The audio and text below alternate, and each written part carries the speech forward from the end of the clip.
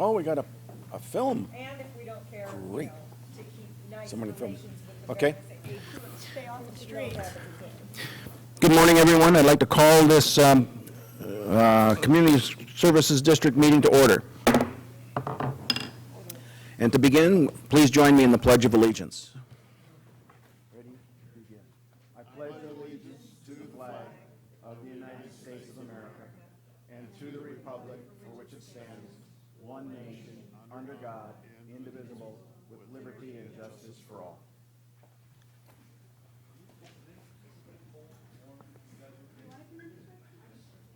Okay, we have somebody coming in the back door, then we'll close it. Welcome. I see that we have a quorum. Is there a report from closed session? No, Mr. President, there are no reports from the closed session from the last meeting. Thank you. See, we started on time, which is great. Okay, could I have the district clerk, should the our general manager on item E, would you like the district clerk to make that presentation? Yes, President Berger, that would be fine. Item E is accept certification by the San Luis Obispo County Clerk Recorders of the November 2014 election results. Brief staff report, and then there's the statistical information included as part of the staff report. So I'll turn it over to Monique, who is the district clerk, and let her present to the board the results of those elections. Thank you. Okay, well, we have the certification from the county clerk. We have consolidated elections with the county clerk's office. And so these are the official results from the county clerk's office, and she includes the votes cast for the record. So those have been included in your board packet. Do you have any questions? No. I do see that Mr. Thompson and myself were reelected. Thank you to the community for that. Do we need a motion to accept that? And we've been sworn in by the district clerk at the office. We have, the next item is the election of the board of directors and the officers for the board of directors. It's the first thing on the agenda, on the December agenda, in the event, obviously in the event there was a change. But annually we do elect, have an election for the board of directors, and I would like to open the board up for nominations for president. Mr. Thompson. Yes, President Berenger. I've worked with this person for roughly 10 years, first on bill-out reduction, then on the Pros Commission, and finally on this board. And I'm very pleased to offer into nomination Gail Robinette for the office of president. We have a nomination for Gail Robinette for president. Are there any other nominations? Seeing none, I would put it for a vote. A vote? No. I don't think we need a second. You don't require a We're second. closing the nominations, okay? And I also, if there's a need of a second, I've worked with Ms. Robinette for a year, and she's tireless and will be an excellent leader for this very, very critical year that we're coming up upon. And so with that in case, I would like to just have a roll call, or not a roll call vote. I think we'll just say roll call. Okay, a roll call vote. You don't need a second. We've closed the nominations. You don't need a second. Okay, Director Thompson? Aye. Director Clift? Aye. Director Rice? Aye. Vice President Robinette? Okay. President Berenger? A strong yes. Thank you. With that said, Get from the chair. the president will, yeah, I'm going to get out of the chair. The president would then continue other nominations, and so I will just, if you don't mind, I'll change seats directly with you on the right. Okay.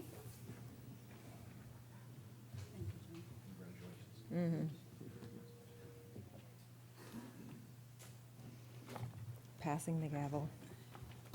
Oh,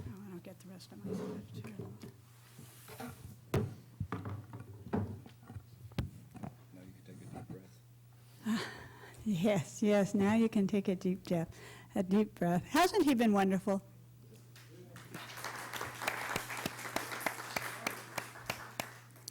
Okay, so now we have nominations open for Vice President. I would like to, if the nominations are open, I would like to nominate Director Clift for a lot of good reasons. Most importantly, that he and Director Robinette were working on the Water Resources Ad Hoc Committee, and as an executive committee, we'll be able to carry on that good works, and that would be my recommendation, Director Clift. Thank you. Do we have any other nominations?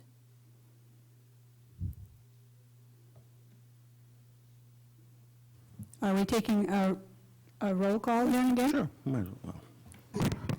Yes. Director Berenger, Yes. Director Thompson, Yes. Director Clift, Yes. Director Rice, Yes. President Robinette.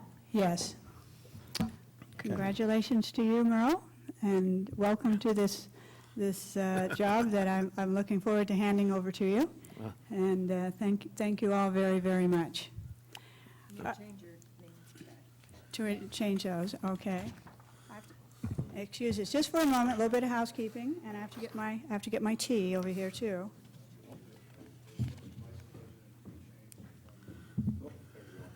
You've been demoted. Okay, well, thank you very much to everyone here and to everyone that's joining us in our meeting today. On our opening, do we have the sheriff here for a sheriff's report? Nope. Okay, well, we have a lot of uniforms, but nobody's stepping forward. Okay, then we'll move on. We have a presentation today.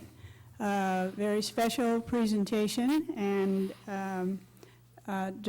General Manager, do you want to introduce this? Yes, President Robinette, that would be great. It's my honor and privilege today to recognize and honor the NCORE group for 20 years of community service to the community of Cambria. We have a proclamation signed by the previous president, but it'll be presented to you guys by the current president, Director Robinette. And so if Director Robinette could approach the podium with the proclamation and read it. And I met with Captain Bitto before the meeting, and he had indicated that he would like the whole group to come up, and then he would like to talk for a few minutes if you folks don't mind, which I think is great. And then if anybody else from NCORE would like to comment, I think that would be great too. So, President Robinette, could you approach, unless one of the board has anything to say? I am going to invite also, just recently, former President Barner to join in this, so we'll do this together. Okay, great. Thank you. Come on. Come on, guys. Yeah, I'll come.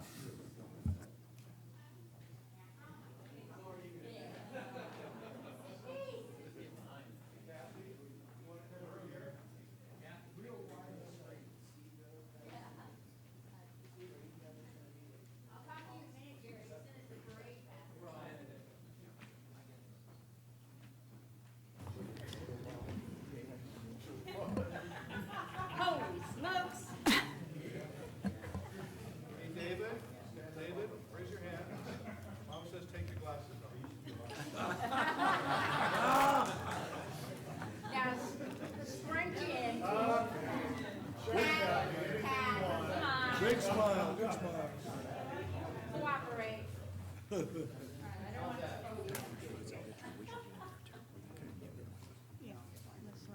Okay, Gail, please.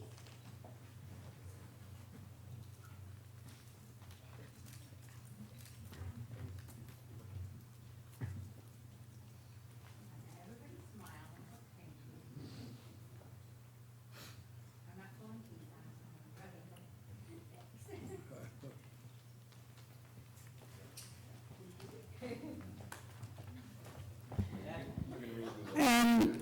Captain Biddle, are you going to receive this from us? Okay, why don't you step over here with us? And this is signed by President Barringer and presented by the two of us. This proclamation honoring the North Coast Ocean Rescue for 20 years of service. Whereas the North Coast Ocean Rescue Team, NCOR, was formed in 1994 and has now reached 20 years of service to the community of Cambria, and is comprised dedicated local volunteer citizens, comprised of, is administered by the Cambria Fire Department and has been responsible for saving of multiple lives since its inception. And whereas the mission of NCOR is to respond to water emergencies involving visitors and citizens of the north coast of San Luis Obispo County. This volunteer team trains extensively and is part of the San Luis Obispo County Coastal Response Team, including the United States Coast Guard, California Highway Patrol, CAL FIRE, California State Parks, San Luis Obispo County Sheriff's Department, and various other local agencies. And whereas NCOR has a large coastal response area of approximately 32 miles from San Luis Obispo County line to the north and south to Villa Creek, this rugged stretch of coastline has proven to be hazardous to boaters, kayakers, fishermen, and beachcombers. NCOR currently has 2 inflatable rescue boats, IRBs?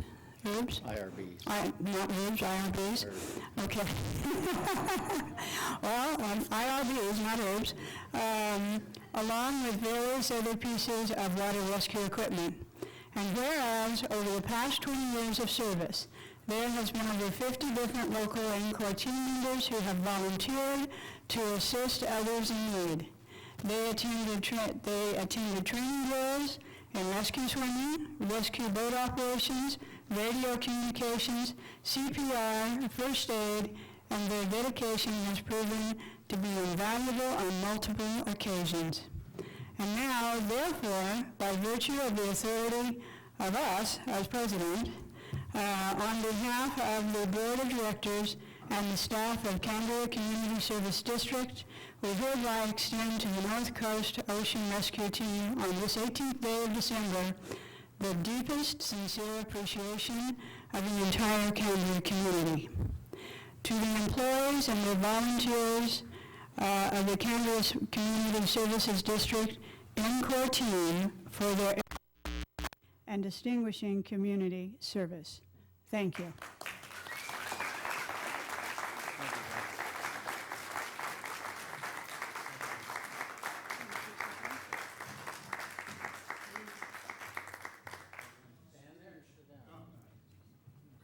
Gonna make me look at you, Peter? Keep it short. All right. Huh? Turn around. Okay. Just briefly, I wanted to thank the current and past team members who came to receive this honor today. I also wanted to thank the current and past team members who were unable to be here today because they're at work or they've moved out of the area, and give a special honor to several who have already passed away.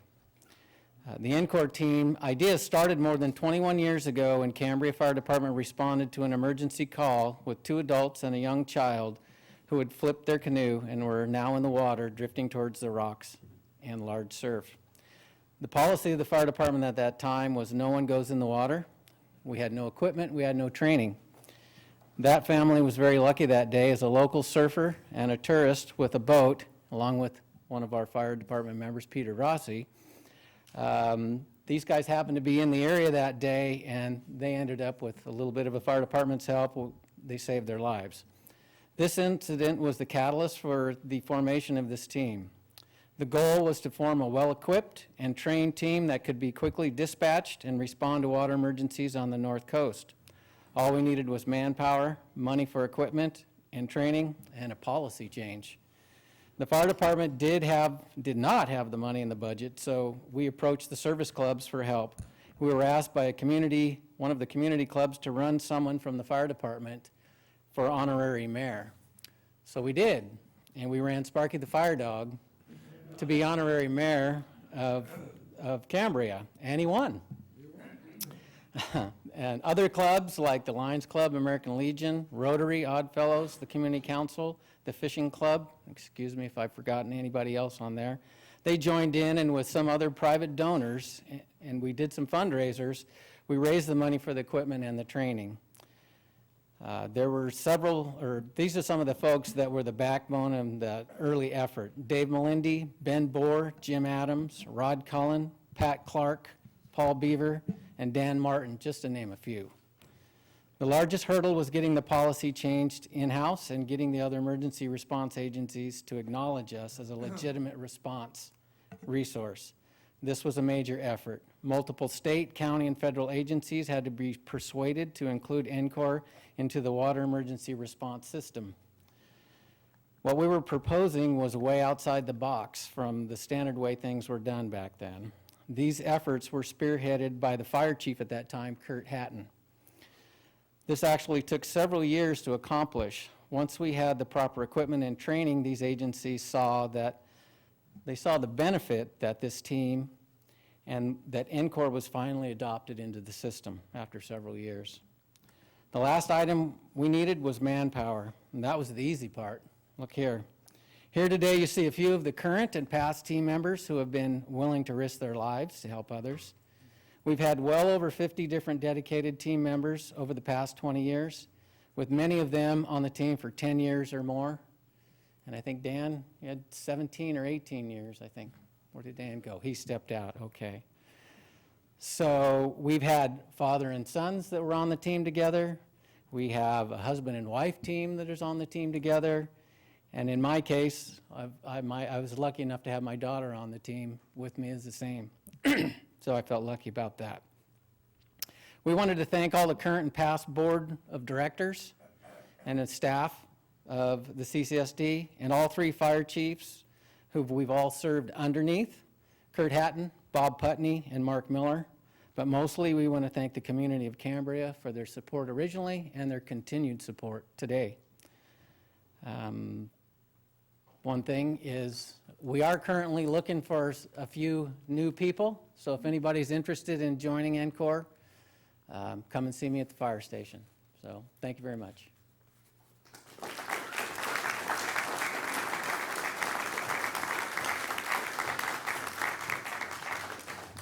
And as you're leaving and before you go, if there are any other ENCOR members that would like to make a comment, you're welcome to do that, of course.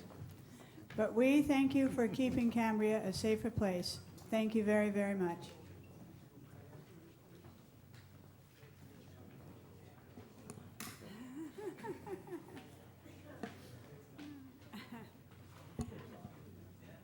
Okay, we're into public comment and agenda review first. Thank you. I'll need that help. Thank you very much. On agenda review, before we move forward then into public comment, are there any additions, deletions, or items that any board member would like to have pulled? I have a couple of things I'd like to pull from consent.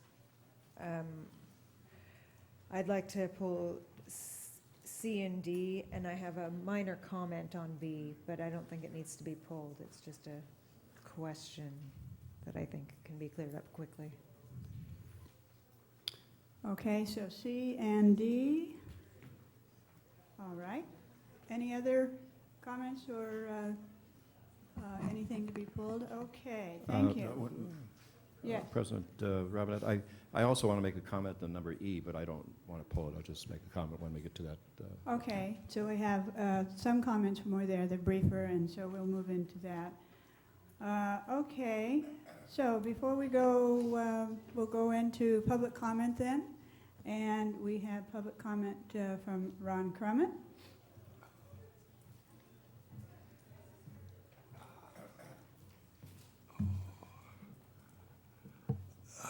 Good afternoon, Madam President, members of the board. Pardon my slow moving up here. We love the rain, but it's kind of hard on joints right now. I want to offer my personal congratulations to the two incumbents that have successfully retained their positions, and now it will help us in the next 4 years coming. That's very, very good. And also my the respect and the feeling that I have for the C4 group is just tremendous, what the help that they did too. Now is a time, I think, that we will try to come together as much as we can in the new year. My hope is that we'll be able to keep the desal plant or RO plant going permanently, so that we'll never have to get into a situation like we have now with flushing toilets and lawns burning up and everything else. Also, I hope that you will consider as a board the 666 people who are out there on the waiting list, who have been patient and who have had tremendous strength and determination to stay with their situation so that they can sometime build their dream house. I fervently hope that you'll, when we can get the water situation settled for all of us who live here, that we'll be able to let some houses come and be built off of that waiting list and move ahead with the other half or portion of Cambria who deserve to be here just as much as the rest of us. So, happy holidays.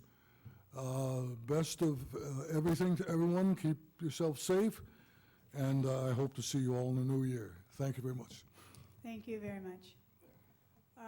Okay, no further public comments at this time. So we're going to move into item 6, into the managers and board reports. So we can start. You want to make overall comments, General Manager Gruber, and then for the board, if you have comments or questions, and we can move from there. Thank you. Indicated in an email to the board yesterday that Patrick, our finance manager, is not here today, not at the meeting. He's at the CCSD. Our auditors are here performing their annual audit, so I asked him to stay back and just work with the auditors.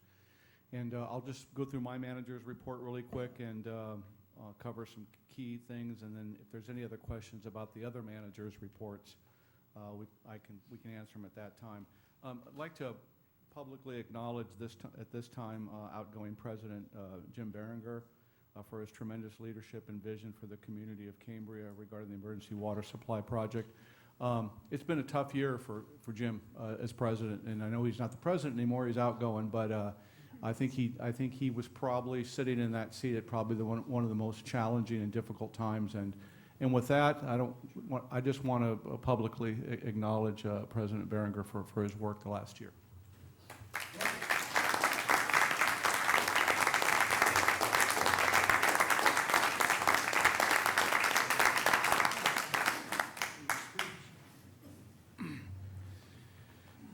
Just a few things on the emergency water supply project, and that's my number 2 issue. We're working on 3 things right now and finalizing those, which is the adaptive management plan, and there is a biological monitoring component of that. That relates specifically to the lagoon and the product water, the 100 gallons a minute that we'll put into the creek. And so we want to make sure that adaptive management plan is all the I's are dotted and the T's are crossed before we move forward. We're still in the commissioning process.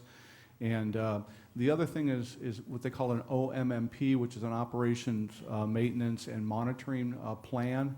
We're in the process of finalizing that. We had a really productive conference call, I thought, this week with staff, a CCI and Regional Water Quality Control Board. 2 agencies need to sign off on that. That's the Regional Water Quality Control Board and the Division of Drinking Water. And we're almost there on that. The brine pond, we're very, very close on that. We've sent all the necessary documentations of Form 106 over to Regional Water Quality Control Board, and we believe that we should have everything wrapped up and ready to put the plant into full production within the next week or so. CCI, it's my understanding they're doing what they call a 48-hour test right now. And the question was asked the other day, has the rain really delayed? Not from a startup perspective, but it's offered us some challenges along the way. So, but nothing significant as far as delays relating to the project. I'm sure we're all aware that we received $4.3 million as part of the California Department of Water Resources and the Integrated Regional Water Management Plan. I mentioned that, and everybody knows that we've received it, but the board will be making some, having to discuss that and a dialogue regarding those funds and the Prop 218 process and just a good conversation on those funds and how they should be looked at and possibly distributed or redistributed to the customers in the future. We've also applied for a $343,000 grant. And we're feeling pretty favorable about receiving these funds. That was for the SR1 and SR3 and Filtronics plant. And so kudos to Bob and Michelle May and Monique for moving forward with that. And we're optimistic, and I'm an optimist anyway. We're optimistic that that those additional funds will be received by the district in addition to the $4.3 million. And we'll keep the board up to date and the community up to date on where we are in receiving those funds. Later on today, we'll be discussing as part of the agenda the ECA, which is the Environmental Compliance Action. A really good report by Corella Engineering about where we are in that process and what steps we're going to ultimately have to make as a district and a community relating to our wastewater treatment plant. The board asked me to bring back some information regarding our lease on our building, and I have spoke with the owner, and we are making progress. I just want everybody to know that it was a really very productive conversation. He seemed very receptive to some of the deficiencies that have been brought to his attention, and we've actually found 2 areas that we believe have been attributing to the overall most of the maintenance issues for our building. So continue to have an open dialogue with him, and I'm confident that I can bring back a revised lease to the board in January that addresses all of our concerns. We just, the storms, we did really well in the storms. As I indicated in my report here, we had the CERT team up at the fire department. We put the district operations center into, Fire Chief Miller did a great job there. We had a bunch of CERT volunteers, and so luckily there was no sanitary sewer overflows. You know, historically we've had some problems with that during heavy rains, which means the system's inundated with rainwater and it causes sanitary sewer overflows. We didn't have any. We had some power outages, but the reservoirs and wells were working, functioning properly on standby generators, and so the community, everything went real well in the community other than a prolonged power outage in certain areas.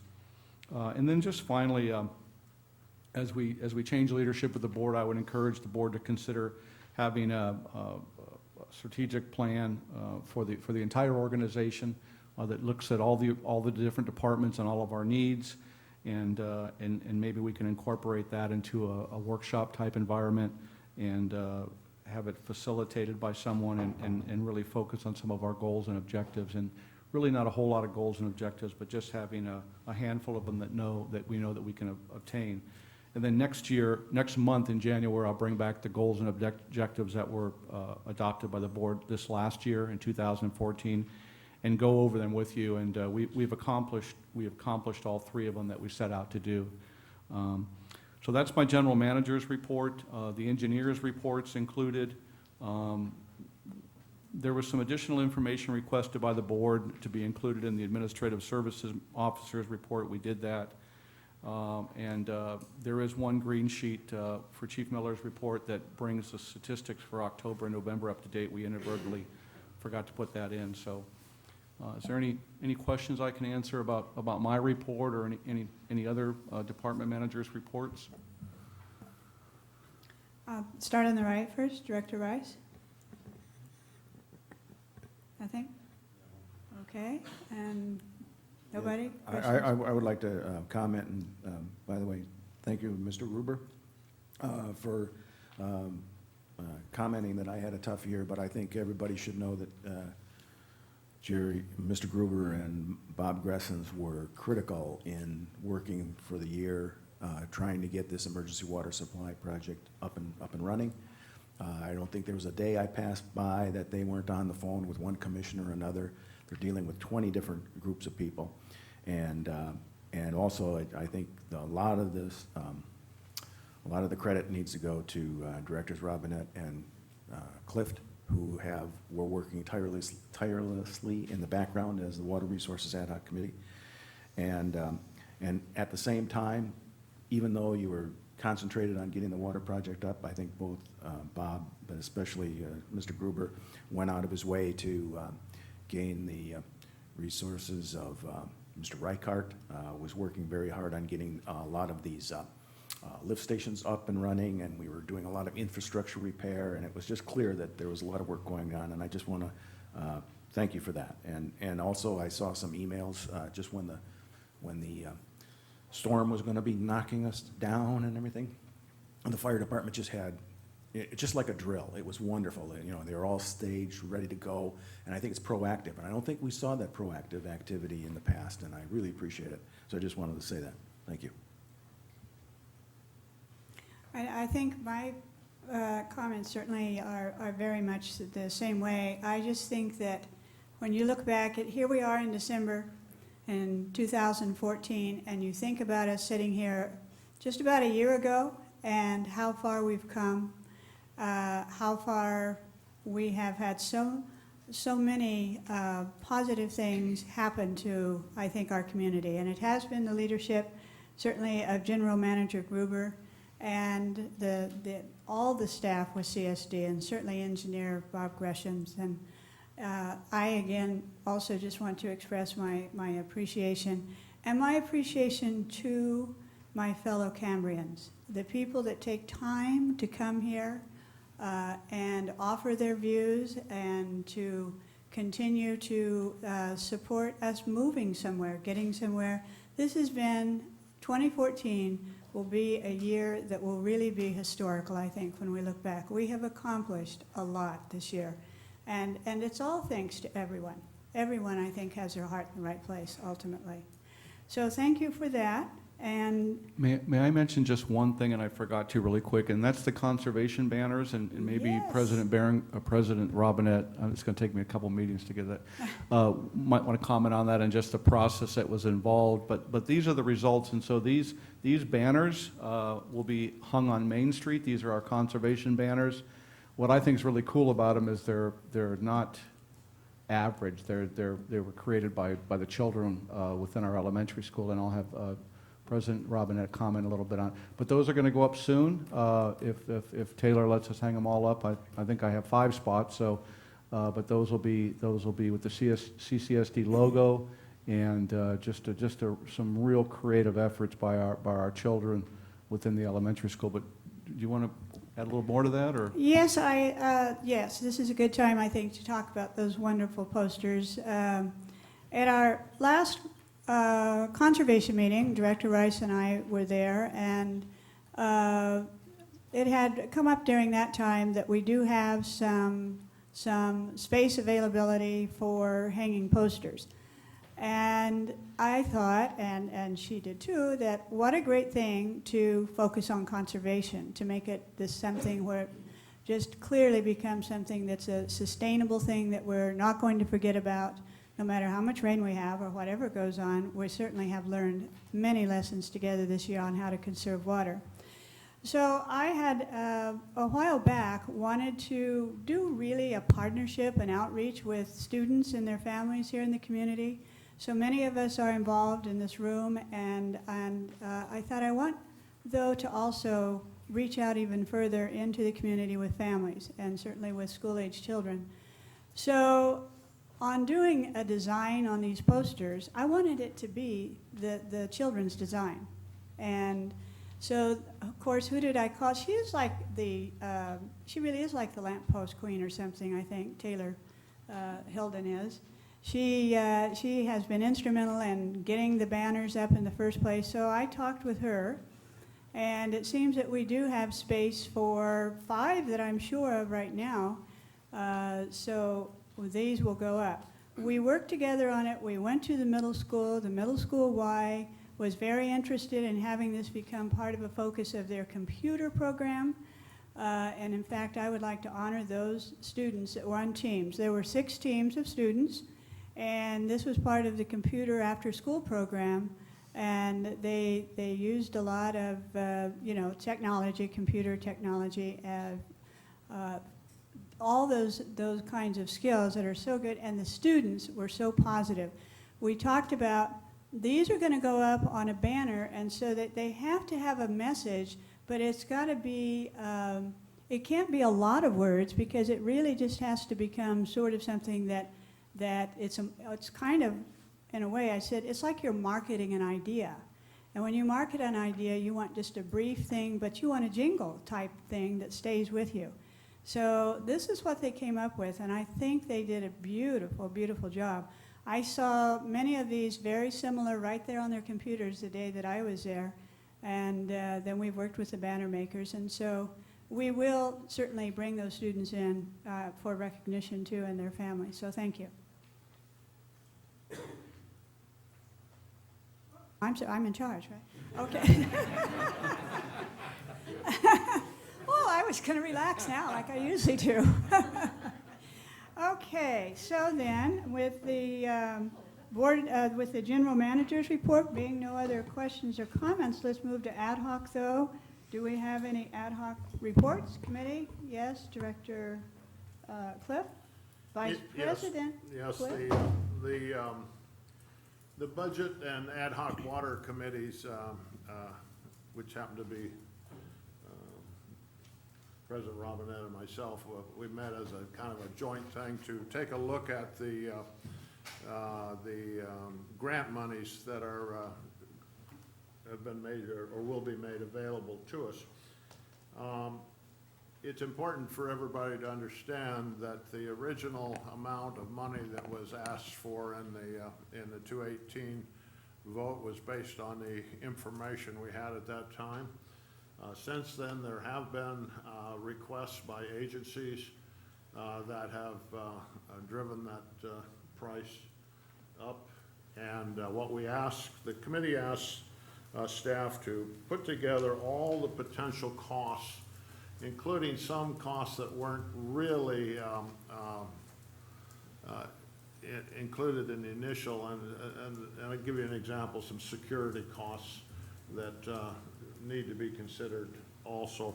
And so we asked them to put together a complete list of those things that were above and beyond that have been requested of us by agencies and other items that make sense on that emergency water project. And so that we can determine what our actual costs are so that we don't have to go back to the citizenry and ask for any additional money then.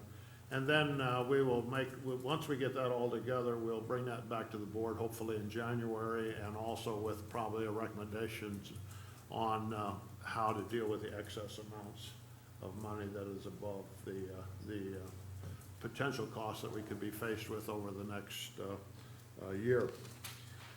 Also, we'll want to bring back to the board in January, probably a recommendation that relates to the fact that under the current rate structure, it indicates that a rate will be charged for the operation of the plant as soon as it is turned on. The fact of the matter is that we hope that it's turned on here within a couple of weeks, a week or so, and that since we are really in a testing phase, we really will ask the board probably to come back and determine that this is a testing phase and not an operational phase, and not burden the ratepayers with that charge during that period of time. Again, it all depends on putting together all the prices of what the final bill really is, and then go from there. But we'll bring those recommendations back to you for the January meeting. That's Thank you. all. And I don't have anything to add to that. That was very well done, very complete. Do we have, yes, Director Rice? Not specifically ad hoc committee related, but more liaison related. I'd like to remind folks that the Cambria Forest Committee would like to help out in terms of maybe helping plant some trees in the area between the Brine Pond and the state parks, because there's a couple of dead trees that probably need to come out and make a bit more of a screen, and that was something that they determined at their November meeting. So I just wanted to raise that again. I also wanted to thank General Manager Gruber and former President Berenger, prior president. We had a nice tour with Coastal Commissioner Eric Howell of the plant right before the Coastal Commission meeting last week. And the tour went quite well. We had Randy was out there and Bob came, and it was a very good tour. And so thank you very much to the general manager for coordinating that tour. And I think it will, in the long run, help for our process going forward on making sure that we can get the permanent permits that we need to make sure that this is something that our community can rely on going forward. So I thank you very much to folks for helping arrange that. It was a great tour. That tree planting project is one of the items that we are also bringing up that is above and beyond what was before us to screen off the state parks to have a much more deal. So I'm sure staff will work. They don't have a lot of money, but the Forest Committee would like to help out if they can. Yeah.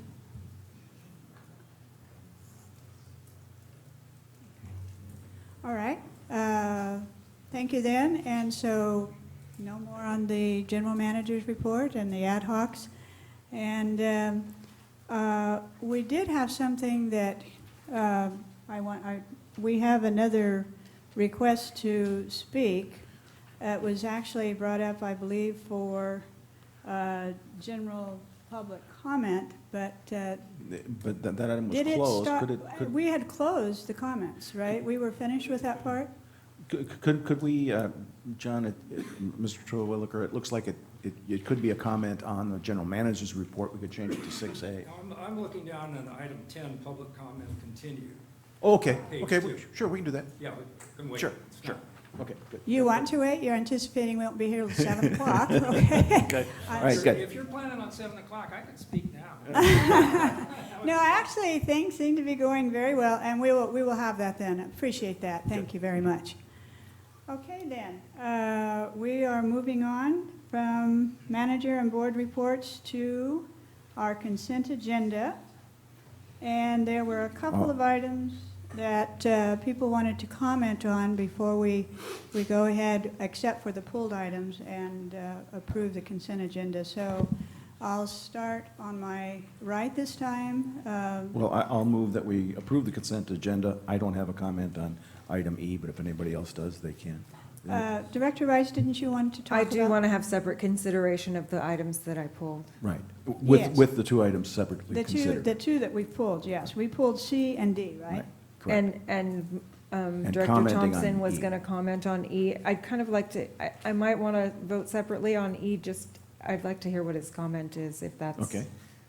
If that's Okay, agreeable so- for the, Okay. if that's agreeable to you. There's an echo in here. No, there's not. Listen, this is a partnership, believe me. I feel like everyone. I could do my here is a super quick partner. comment first on the minutes. It's just on the minutes. Oh, okay. I was not at the closed session, and I didn't know if that needed to be noted in the minutes. Should that be noted? I also I would think noticed it that, too. Yeah, That I wasn't there? it should be noted. Thank Okay. you for pointing that out to us. Any Thank you. board member That's who's just not the at only closed session minor needs correction to I be. just want to make. Thank you. Okay, then we're going to discuss E then a little bit more after we approve it. Or do you want to hold that after? Yeah. Okay, let's vote then on what's, You want to pull E then? we're pulling E. We're Okay. going to actually wind up pulling C, D, and E, if it's okay with, I move that we approve the consent agenda as modified. as Second. well. Okay, it's been moved and seconded, and I think For we, A and B, right? A yes, so what we then have is. A and B. We have A and B, and the rest Okay. we're going to talk about. Okay. Okay, let's just go with just a voice vote. All those in favor say aye, please. Aye. Opposed? Okay, it has been moved, seconded, and approved. And now we'll come back then on, let's start with, just going again alphabetical order. We'll talk about C, then D, then E. So who had pulled C? Director Rice? Asked for this item to be pulled because I just wanted to talk a little bit about changing the salary range. There's a lack of a framework for changing salaries. Last year, we changed the salary for the salary range for the manager, the facilities and resources. There doesn't seem to be kind of a general framework for the general manager to be using in terms of making these kinds of changes to the salary ranges. This is absolutely not personal to anybody that's in this position or any other position that would be having a salary range changed. Because frankly, I think we have one person doing two jobs, and I don't think it's out of line to be looking at an increased salary range for that particular reason. I'm not sure. I'm not sure that comparing it to, or using the excuse that it should be the same as the finance manager because they have equal levels of responsibility is a good foundation for making the change to that amount, rather than comparing to similar positions or AGM positions at other districts of similar size and budget. I also think that the staff report does not include anything about the total employer cost of compensation. It talks about how much more the person's getting paid, but it doesn't say what that means on the back end for people who will be here in the next generation that will be paying for the retirement benefits for that position. And changing the salary range does change the liability to the district for those retirement benefits. And because of for those specific reasons, and also because looking at the state controller's office, they have online all the salaries for all the public agencies. And I pulled the salaries for 2012 and 2011 for districts that were similar in size and budget for us, only community services districts, because there's a lot of different kinds of districts in the state. And if you look at the range for our admin folks, they tend to be on the higher end of when you list it in order by actual dollars. And if you then look at the water and wastewater department positions, the operators, those positions are actually, when you sort by actual dollars, at the very bottom end of what we're paying. They're a little bit out of whack. It would be nice to see them we should have kind of everybody, if we're all gonna be toward the top end of the compensation for districts in our size range, that's great. But we shouldn't have such a disparity, I don't think, especially because our water and wastewater operators do have to have special certificates and training. Not that this position doesn't, but, so I just wanted to raise those issues. I think we're missing a framework for how do we change this so the general manager can have the freedom to do what he needs to do and staff the district the way that he sees fit and make sure that he has the ability to provide the benefits and the salaries that we need to hire somebody, to find somebody for a position. But because there's no framework right now, he's kind of, at a loss to know which direction to go, so he's doing the best he can. And I just am not comfortable with the current framework of the policy, and I think we really need to be looking very closely at this, especially because the total cost to the employer is not what's listed this amount that's listed in this report. And our total cost is what we, as a board, need to be worried about, because we're the ones that have to provide the resources.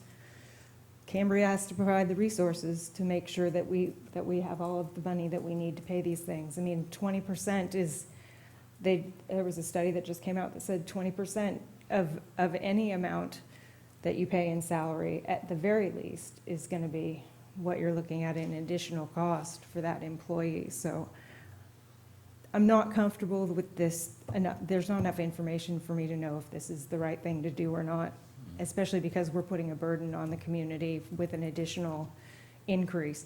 Not saying that we have one person doing two jobs. I'm not saying that the person doesn't need to be fairly compensated. That's not where I am on that. I just want to make sure that that's clear, because to me, that's not what it's about. It's about being clear and smart with the resources we have available. Director Barringer? Yeah, I'd like to weigh in on that a little bit. It's been several years, quite a few, not that many years, that all of these salaries are available online. It was before Bell, I think, but you know, a lot of salaries are listed online, and when I was researching our salaries compared to other salaries, I found that a lot of agencies are reporting things differently. They're just getting started in this process of publicly putting it on there. Some agencies include benefits, some don't. It's unclear as to how you can't necessarily measure apples to oranges. So that's just a comment. I do agree with you 100% though. 100%, yeah, 100%. That it should be something that we look at. When we look at something, it's not just the salary, it should be the fully burdened cost. That's just the way it should look. And I think, I'm sure the general manager is taking, when they put somebody in a salary range, they put them in the bottom. I'm not suggesting you must, but that way the person has a chance to grow without going back to the board for a different salary range. Because the tradition has been that, you know, that this is the way we've been getting it in the past.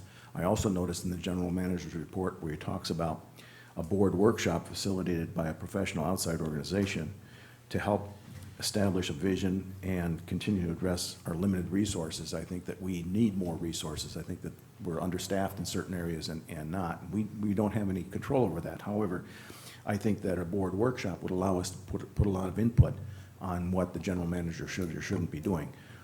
With that said, I move that we accept item 7C as written. I'll second that, and also, I do note in the staff report that the general manager does state that the combination of the positions results in a salary savings of approximately $52,600. So, you know, there is some of that information there as to what the net effect of the combination of the two positions. So with that, I'll second. Okay.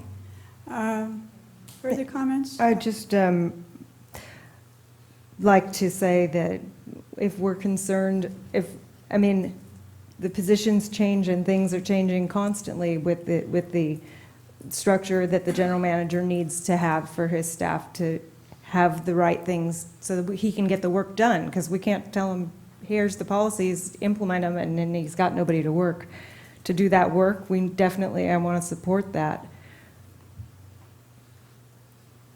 A seemingly modest 2% increase in salary can lead to 5 to 8% in total employment cost increase. And so I'm not looking at the short term, what we're going to be paying right now. I'm looking for the long term, what that means. I mean, we require folks to merge their lots so that they can't, in the long run, then tear down the one house and build two houses. Well, we're putting two positions into one, saves us $56,000, but they could be split apart again, which then increases things. So we need to be very thoughtful and considered, and because we don't have a strong, clear policy on this, it makes it hard for us to make a good decision, and it makes it hard for the general manager to make the right decision. That's all. I have something too. I would like to comment too. Certainly, I think it's an important discussion. I certainly think transparency is everything. In this particular item, it is absolutely clear, I think it is quite clear to the public, to all of us, that when you're merging two positions, clearly we're coming out with a benefit as far as have we gained some money? Yes, we have. And in fact, we've gained even more than the $52,607. We've gained a bit of benefit cost too. However, then my question becomes one, once this position has been reconfigured to be a single position with a single title that covers both, it covers the clerk to the board and the administrative services. My question is, on the salary schedule, I would expect then that the other job is eliminated. This is a single title now, and the duties and responsibilities. And I did read the duties and responsibilities, and let me tell you, it's scary. I mean, there's a lot of pages here for this position and this job responsibility. So my only comment would be to make sure that on the salary schedule, that first of all, the salary schedule should be public. It's public with CalPERS, CalSTRS, in school districts, and other government work. And this job as two positions would be eliminated and reconfigured into the one position. So we could not just jump back. I think that would be important. So General Manager Gruber, is that your plan, that we would head in that direction? Yes, and this has been a really good dialogue, and the board approves positions as part of the budget process because the positions you're approving actually are within the different departmental budgets. So the answer to that is yes. When we bring that revised back, it would show an elimination of that one. Several good points. None of us have a crystal ball. We don't know what the future will hold. But as long as I'm in this position, my intentions are to keep that position as only one position. We don't know, again, what the future does hold. Director Rice brought up some good points regarding two things, and that's the amortization of the cost over an extended period of time, and the what they call unfunded liability. Since we're eliminating one key management position, we're essentially eliminating all the associated benefits with that. So under a one employee scenario, it will continue to represent savings. If we were to go back, which would require board action, because the question you just asked is would we modify the existing position, and the answer to that is yes. But if we were to go back based on a needs-based analysis and we determined that it was just too overwhelming, then we'd go back to a two-employee scenario, which would result in more cost to the district, obviously. But then in all fairness, I think that salary would need to be adjusted again, back down towards a reasonable range that allowed one person to function in that role. So it's, policies are good ideas, they really are, but it's kind of an influx thing right now. I don't want to keep coming to you every month and consolidating, and I don't want it to be that type of thing, but I think right now under our scenario, it can work, and it can represent a significant savings. Again, above and beyond the $52,000 is the cost of the previous district clerk's position from a benefit perspective, which is pretty good. So above and beyond that, and Director Rice mentioned some other departments. I concur with her on that, and also we're continuing to fine-tune the administrative department into some part-time positions, which is a common practice not only in the private sector but in the public sector now. Flexible work schedules, which represents a reduction in overall administrative cost, but also a reduction in our benefits package, but also gives people the flexibility to not only be professionals but also to address some of their personal children and things like that. So I'm glad the direction we're going in. We're looking at some different scenarios. We're being flexible as far as what kind of employment opportunities we can offer folks. And I'm just strictly talking about the administrative department right now. that I think is going to benefit the district in a long term. But we always need to be willing to look at things and say, well, maybe this isn't the best thing for the district or the community, and head in a different direction. So I'm always receptive to that. Quick question, when would this be, when would be like essentially the first pay period, when it would be effective? As soon as the board made their decision. So it wouldn't be a retroactive, it would be going forward? No, I don't Yes. think I indicated in here that I would make it. Okay, I just want to make sure that I'm Did I agree with you to clear. be retroactive? Did I? No, I didn't agree with Okay. her on that. I didn't agree with her on that, no, so I don't think she even asked for it. Matter of fact, let's take the individual out of the position and just talk about the position. The person that's currently in this position was even really reluctant I was driving this. So there's a really willingness and a commitment on CCSD staff to step up and do the extra jobs. And a further example of this, and once we get some of these projects behind us, is the fact that Bob and I are split in the UM position now. I could easily say I'm the utility manager, or he's the utility manager, but we're both really the utility manager. Is that something we want to continue to do based on comments by Director Berenger about some of the work that some contractors have been doing for us?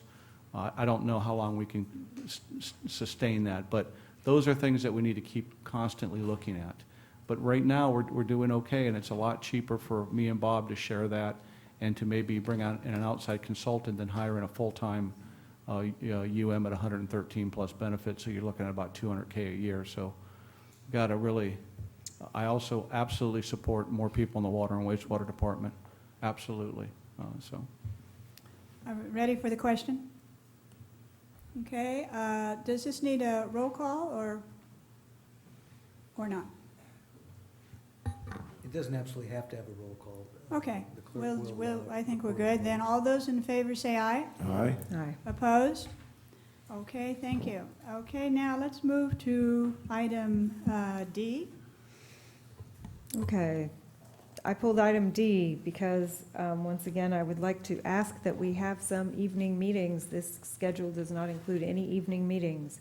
I also think that it is beyond reasonable to expect for 5 people to sit here and however many people can stand to sit there for as long as they can, and for our staff people to have 6-hour meetings. Maybe we should reconsider something that I had suggested it last year right about this time, which is maybe some months we have 2 meetings, one that's a policy consideration meeting and one that's a business meeting. Because I'll tell you what, after 5 hours of sitting here, my brain ain't so fresh. And I don't make as good a decisions as I would as if we could have 2 meetings that would probably be only 2 hours instead of having 5 hours split 2 ways. It might end up saving us in the long run some time. And I know there's staff time and effort involved in having 2 meetings a month.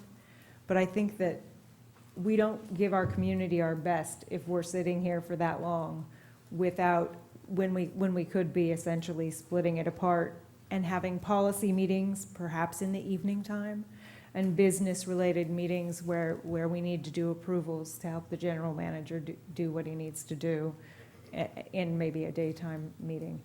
Just a suggestion, and that's why I pulled this, and I'm not sure if that's even something that you all would be interested in considering, but no evening meetings is unacceptable to me, to have none on the schedule.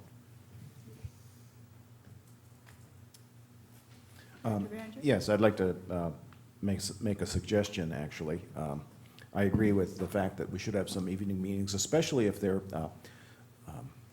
focused on a topic, because we have people sitting here waiting through all this, stuff, and really they're interested in a topic. And the general manager mentioned that he wanted to have a board policy meeting. I don't think that can happen in January, but it could happen in February. So I think that if not today, certainly when we, for us to have a second meeting in, let's say, February, in the evening, that talks about what the general manager was talking about as far as a board workshop, and then schedule ahead of time in May a second meeting, probably the alternate Tuesdays or Thursdays, so that each are 2 weeks apart, and the May one for now, temporarily, we'll put it in the slot, and it could be talking about water resources, when we run the plant, infrastructure, maybe more information from the public about a potential 218 water rate increase. I think about May time, we're gonna have all of our numbers in a row. So I would think that we could put in a straw man date in February and one again in May. Now, just to slot it in there so that we can anticipate that as far as the year goes on. It's just a suggestion, and if others would appreciate that, I would. Other comments? Yes, Director Thompson? Yes, I agree in concept with what Director Rice proposed. I think it's good to have an occasional evening meeting. I would suggest, though, that we leave the specifics up to the President, Vice President, General Manager to come back with some recommendation for how we can accomplish that. But I do agree that it would be beneficial to do that. I would like to see something just exactly that, to have the executive committee meet with the general manager and look at the schedule and what might be coming forward as you're planning for the year coming forward, where those meetings might work, and where there are months when we can split meetings because it doesn't make sense to try and accomplish something in one day when we can split it. So I don't have a problem with that if we can just kind of defer, because then we can also be looking to the calendar and what kind of scheduling things are going on, whether the place is available and such. With that, I would I think move. Vice President Cliff? So the suggestion would be to go ahead and approve this now with the indication that additional meetings or evening meetings would be brought back at a future date? That's what I would move. I would move that we, second it. okay, there you go. Okay, it has been moved and seconded that at this time, my understanding is at this time we will adopt this calendar, but that Vice President Clift and I will meet with General Manager to consider and look at the viability, possibility, availability of adding some evening meetings. Now, my only concern about an evening meeting is if we get into a 4-hour evening meeting that starts at 6 or 7 p.m. Well, that's why it would be We might good to have we 2 might have meetings a a month. A public lot of that districts do that. doesn't drive after dark or other Yeah. things, and you might find that you have less people.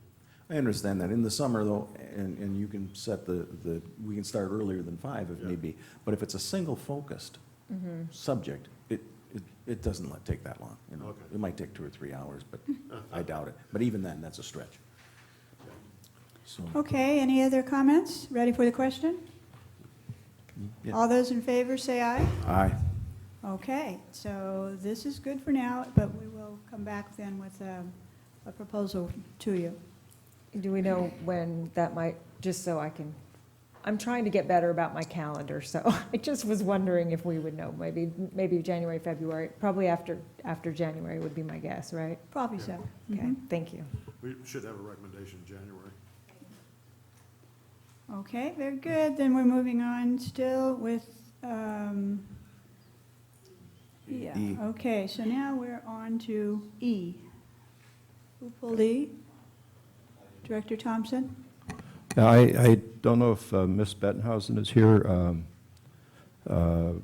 She had emailed, I think everyone on the board received a copy of her email dated December 17th, and she had expressed some concern about 7E from the standpoint of, and Elizabeth called it a major item on fiscal responsibility and authority, and also a retroactive delegation of authority. And so I took a good look at 7E, and having had quite a bit of experience with such resolutions in the past, I know that it's kind of a necessary function of applying for a grant. It's something that, and in this case, it appears to be pretty much a boilerplate resolution.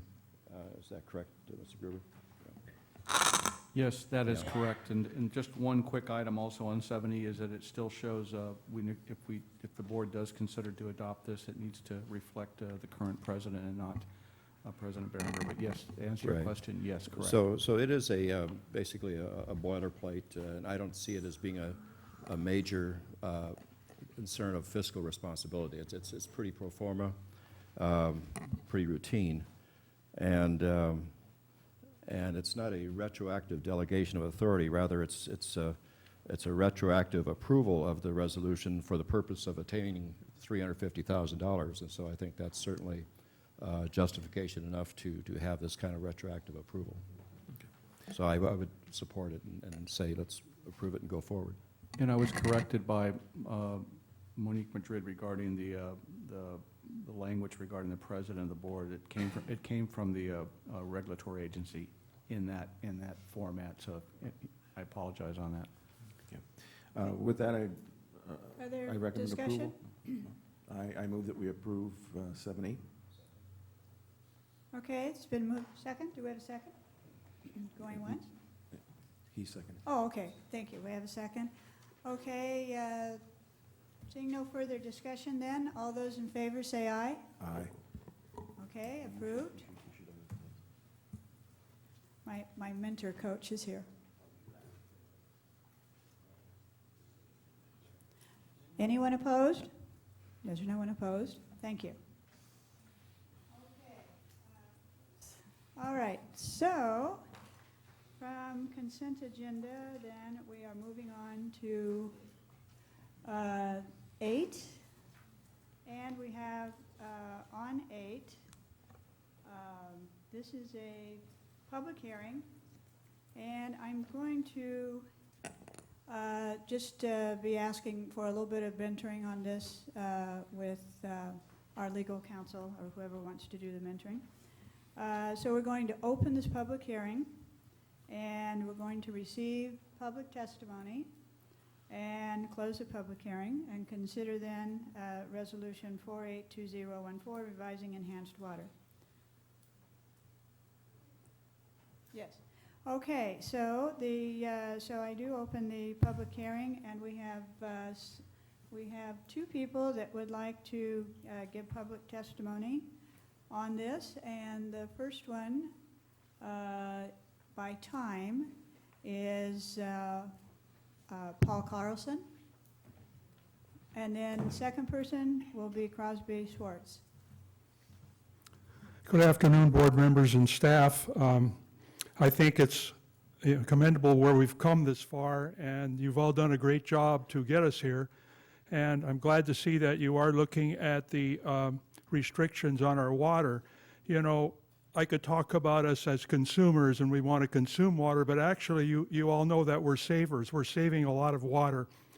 And I'm kind of a believer in Milt Friedman, and he wrote a book called Free to Choose, and I think it's commendable, if you will, modify this restriction so we can use water for irrigation. However, I'm disappointed that you are still in this proposed change, assuming that it happens, that you are restricting the washing cars. You know, that would be a very de minimis use of water. It would hardly change anything, and it would be very valuable to some of us that like to wash our own cars. It's kind of a personal thing. So I would encourage you to go ahead and remove this restriction on irrigation. I've talked in the past about myself, and I know other people have injured themselves hauling 5-gallon things of water around and so on. And if a person wishes to conserve water elsewhere, for example, we do not use our garbage disposal because that saves some water. In addition, it puts the garbage into the trash, which saves on the sewage plant also. So, you know, we're a community of people that you all know have saved way more water than any other community in the state. And I really feel like it would be appropriate to recognize that by allowing people to use the irrigation systems at their homes within limitations. Thank you. Thank you. Next, Crosby Schwartz. Good afternoon, Madam President and the board. I want to start out just by saying that the well level graphs that were included in the agenda package were a little bit misleading. They show pretty low well levels, particularly for the San Simeon wells. I think they show around 9 feet as a combined level. The actual level now is around 21 feet. It's a near record high level. So the second part of my comment is that the facts of the well levels and the available water doesn't really support extending these allocations and the surcharges on the community. We have ample water for this time of year. I think you should consider eliminating the water allocations and the surcharges. Thank you. Thank you. Okay, no other than public testimony, so we close the hearing. And now we are considering Resolution 482014 for the enhanced water. And General Manager Gruber, would you like to present this? Thank you, President Robinette. Again, this is a public hearing regarding adoption of Resolution 48-2014 revising enhanced water conservation measures, restriction on use of the potable water and maximum water use allocation. Brief history on this. The staff's bringing this back because that was the direction in which we got from the board. Everything, including surcharge penalties, allocations, fines for not following the restrictions are all staying the same. The only thing that is being proposed in this revised resolution is that you allow, if you go to the resolution itself, or if you go to the Exhibit A of the resolution, you'll see effective immediately outdoor water use is restricted to the following. So since this was adopted by a resolution, the only thing, these 5 things stay in place. The only thing that was removed is the use of outdoor irrigation. And public restrooms. So the thought is that, as indicated by the first speaker, is that the community has done such a good job and in many instances has continued to use below their allocation, that this would be something for the community to be able to implement and not increase the amount of water. But what we did indicate in the staff report is that we're going to keep a close eye on this. I think it's what we don't want is a significant trend that would lead up towards an increase in our water usage. Just commenting on the second person's comment regarding our well levels. I think it's really important that we are and the board in their policy decisions are very cautious as we move forward with this.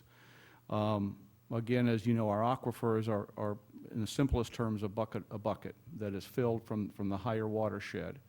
That bucket has a hole on the other side where water passes through and leaves that bucket from the watershed by usage and also by flow through. We have gotten rain. We can all agree on that, but we have to look at things from a long-term perspective, and we cannot assume that the weather pattern that we've currently have had in the last couple of weeks will continue till next summer. So even though the well levels are up there, that doesn't necessarily mean that the sustainable flow from the higher watershed or the upper tributary will continue. And so as you look at policy decisions, just Bob and I had talked about this before the meeting, that's something to consider. And as this process goes on, we're going to have a lot of conversations about, well, you know, the wells are full. I think if we look historically, we don't need to be lulled into a false sense of security about that, because again, it's the higher watershed, the higher tributary that allows for that bucket to be full. We believe, and we don't have a tremendous amount of data to support it, but we believe at this point in time, giving some flexibility, I don't want to use the word loosening because that indicates that do not believe that we're still in a severe drought. I believe we're still in a severe drought. But giving some flexibility to allow the residents of Cambria, who have overwhelmingly proven that they can manage their individual water supply at their home and in their businesses, would be the prudent thing to do at this time. So. Thank you. Discussion, let's start on the right first. Any comments or discussion from? Yes. You want to start? Director Thompson, and then we'll come to you, Director Barger. No, be brief.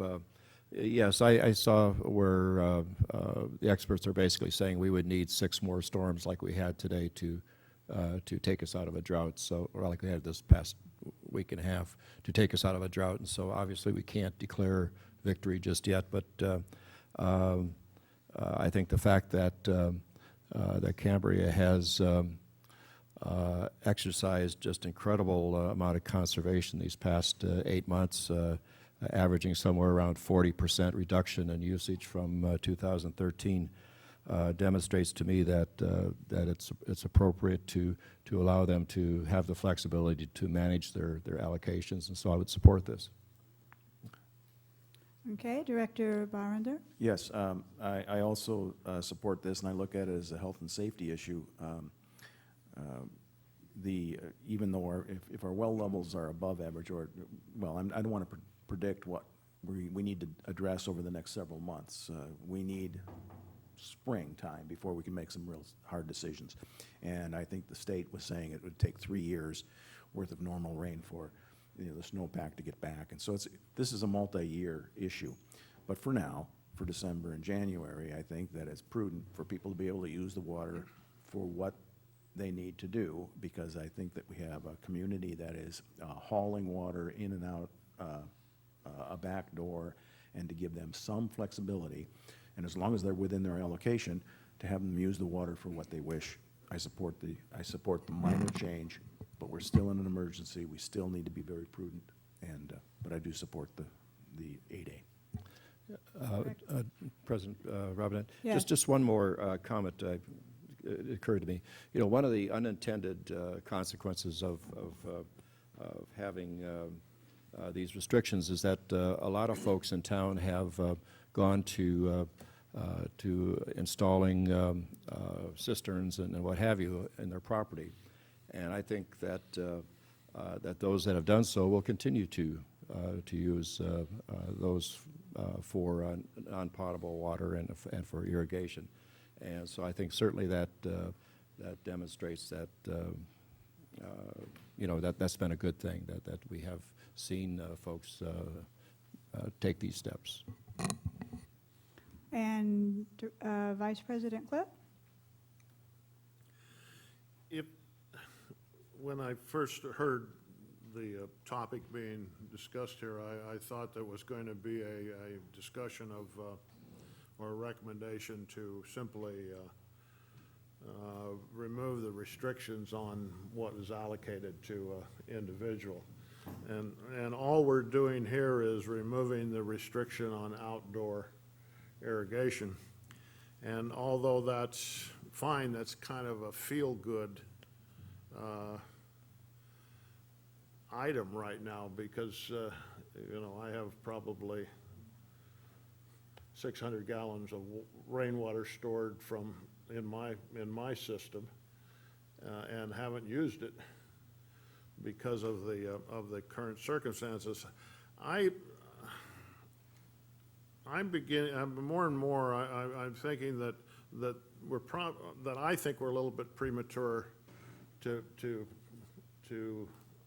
take this step. I understand the reasonings behind it. I understand that it's probably a benefit to some individuals, but with the rain conditions the way they are right now, I doubt that anybody's using their irrigation systems.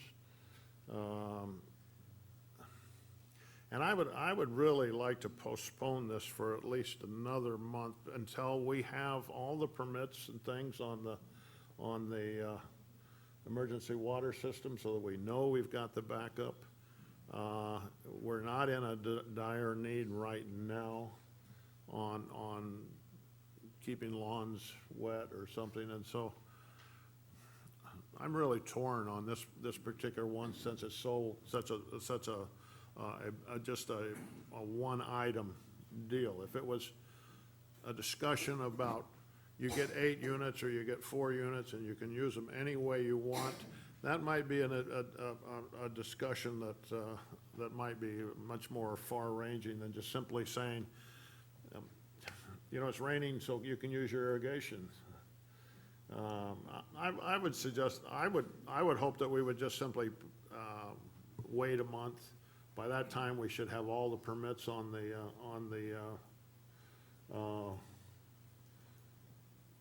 emergency water system, so we know we're okay. And if we take a step that loosens up the ability to use more water, and we find ourselves in a problem, we know we're okay. We know we have that insurance behind us.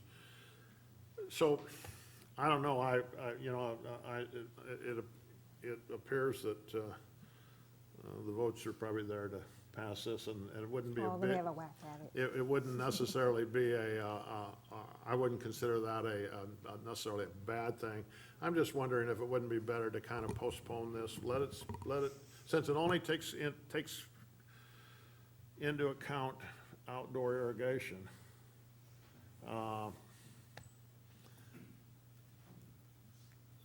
You know, I don't know why we can't wait a month to see where we're at. That's my point on it. Director Rice? I do. Anybody who's paid any close attention, I'm a little bit passionate on this particular issue, so I did write it out so that hopefully I don't forget any of the important points that I want to make. This is another example of a larger set of rules that lacks a policy framework, including reopening the public restrooms, which there's been some flack for that from some citizens that I've heard from. So the lack of the policy framework to guide the general manager in how we approach changes to these water restrictions, and because this is not based in the ordinance, but rather based as a resolution out of the Code 350 emergency declaration, that we need to be much more clear, because it's clear in the ordinance, but the way that we have undertaken it gives us more flexibility, but it also gives us less structure. If we make choices without acknowledging the longer range and bigger picture, we are choosing to make a decision based on anecdote and not data. Anecdote is data, and anecdote are not singular and plural of each other. Restricting specific uses of water or limiting quantity are difficult and important policy decisions for us on this board. All things being equal, I don't want to set any limits on what people can have for water use. Pretty sure nobody else on the board does either. But I also don't want to be setting restrictions based without a strong foundation of data as interpreted by our professional staff, because then we're also not making a good decision. We should also keep in mind that discretionary restrictions aren't just appropriate, they're supported by the state constitution, Article 10. Anybody wants to read it? It's very clear about water use going to beneficial uses and not wasting water. And I'm not going to take the time to read it right now, but I'm going to continue here. There are multiple state agencies that are working cooperatively on a drought response plan for next year. That includes those agencies working together in ways they had never even considered before. And there's been a drought declaration that's not been lifted by the governor. And the leadership of John Laird, who's the resources secretary, he's taken a very strong lead on this issue and trying to make sure that we're doing everything we can to be managing the resource as intelligently as we can based on the data we're given. Setting aside any legal arguments, we need to consider this from a policy standpoint. The policies of this board can be forward-thinking and conservative. All eyes are on us, like it or not. Not just the eyes of Cambria residents and business owners, folks who would like to water or wash their cars, but also the eyes of communities across the state who could be exactly where we were last year, this coming year, if the snow and rainfall doesn't come the way that they need it to. And it could be a much longer drought. Australia just had a 9-year drought. We are in no way even seeing a light at the end of the tunnel for this drought yet. This is the worst drought that we've seen in hundreds of years, is what some of the experts are saying. It is premature. I completely agree with Director Clift on that. It's also premature because, as Director Thompson mentioned, people have put in cisterns. Well, if we lift the irrigation restrictions, people who haven't put cisterns in yet won't need to even consider it. But they may consider it if they haven't put one in yet, if we still have the restriction on. And we want to encourage and give every incentive for folks to be choosing the different ways rather than using our drinkable tap water on their yards. We want to encourage that. So in addition to Cambrians and other communities, we also have the eyes on us of the DWR, state legislators, other policymakers, and because of the grant, our success with the grant, and this second grant that we're applying for that we just approved the resolution on, all of those successes, the fact that we have a plant built, means that everybody's got their eyes on what our choices are. This is not a good time to be lifting any kind of restriction on water use. We know, based on forms that have been turned in from folks that live here, we know what we can expect to have to provide based on if everybody actually did use their allocation, or at least we should have a ballpark, because we know who's getting surcharged, because we know this household gets 8, this household gets 12, this household gets 4. We should be able to add that up based on the information we currently have, and it's been going on long enough. We should have almost everybody, so we'll know how much water we can expect to provide. How much more is that from what we're actually using? Because people are conserving, and there's a lot of people that I know that are using half of what their actual allocation is. So we could be doing some serious harm in a situation where really we don't need to be making this policy decision right now. We really need to be, it's raining. Yay, I'm so glad it's raining. We have a plant that we are working very hard to get permitted and going. But that plant is only for emergency use right now. That's what the permit says, which means that if we're not really in an emergency, we need to not run it. Lifting irrigation restrictions says we're not really in that bad of an emergency, to me. That's my personal position on that. State officials and weather experts say it's way too early to know if this is really the beginning of the end of the drought. I completely agree with Director Clift that this is premature. I would like to lift restrictions as soon as possible. This is too soon. Okay, these are my thoughts, and in listening to everyone here, I actually, from what everyone says, there are parts of that I certainly agree with.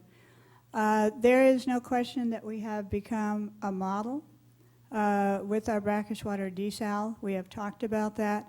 I think that others will and could very likely face these challenges because there's a lot of evidence that we're going to continue the drought and that it would take 6 times the rain that we're having now to get out. So I look at that from a conservative thing. Others, hopefully, if they move and have this need, can hopefully benefit from our own lessons learned here. The interesting thing is, you never know what the future holds until it's now.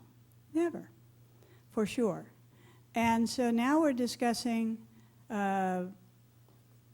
living within our allocation, very reduced allocations of units per household based on the number of people that are here.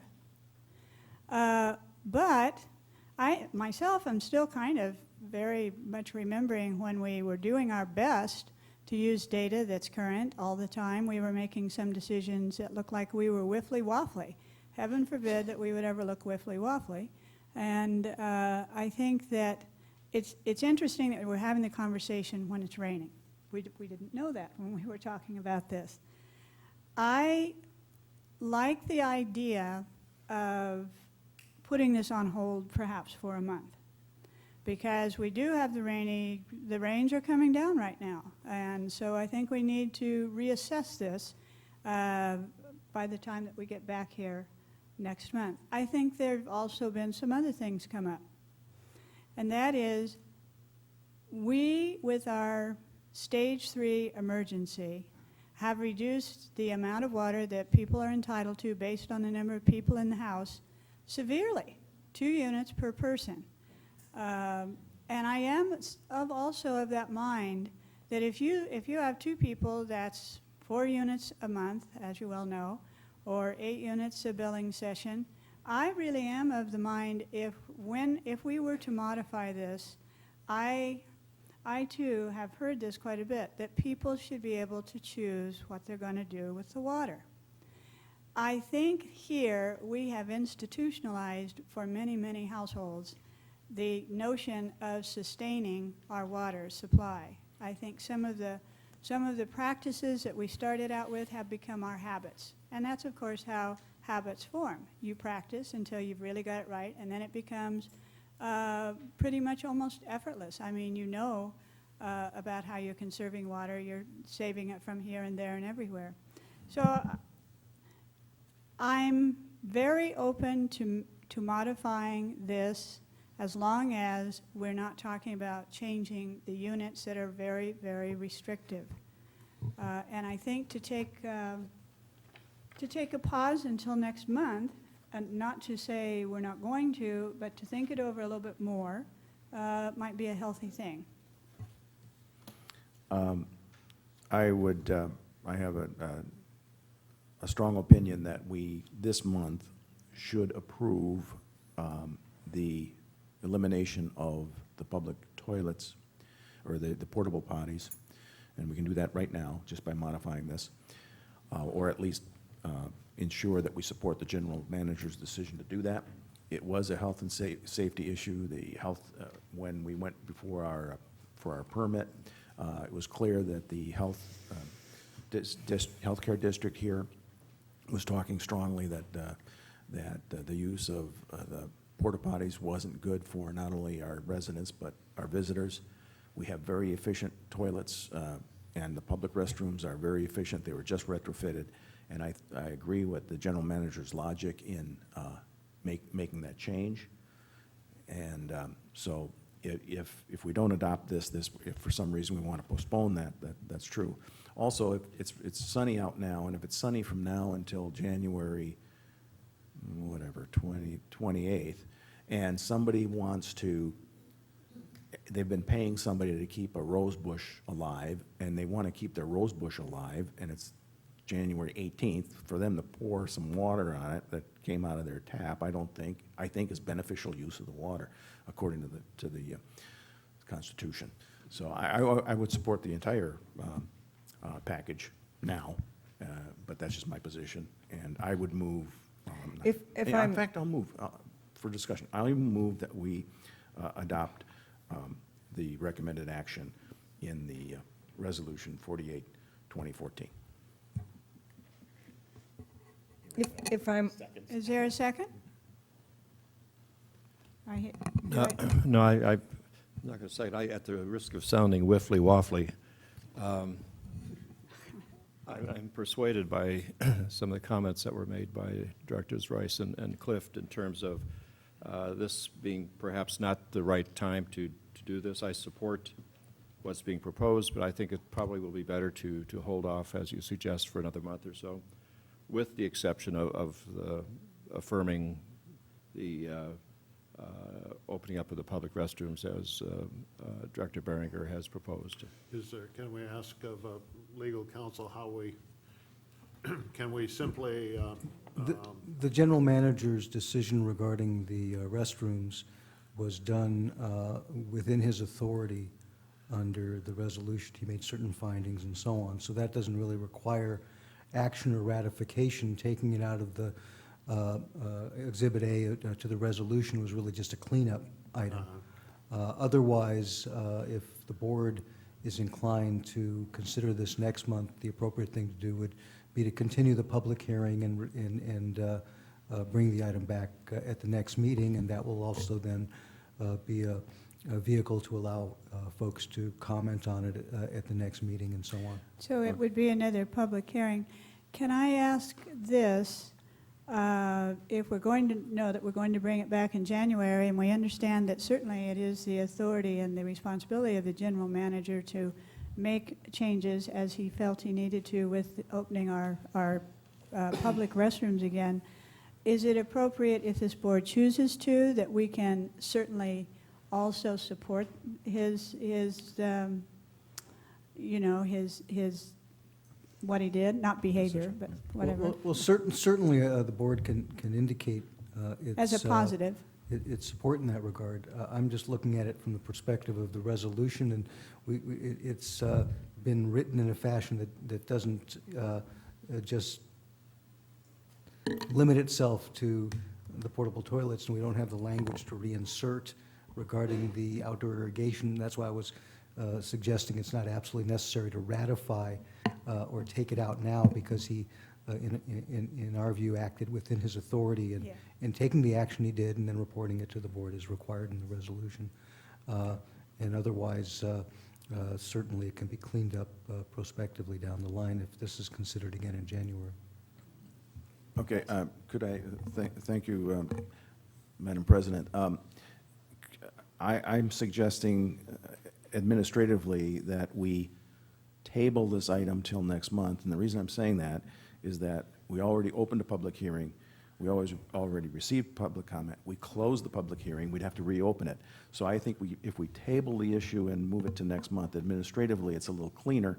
I also have a request to speak on item 8A, which was after the close of the public hearing. So to reopen that and get that comment might be a little bit difficult. My suggestion is that the public comment, and I know who the commenter is, Mr. McKinnon, could probably comment that on item 10 and give his opinion.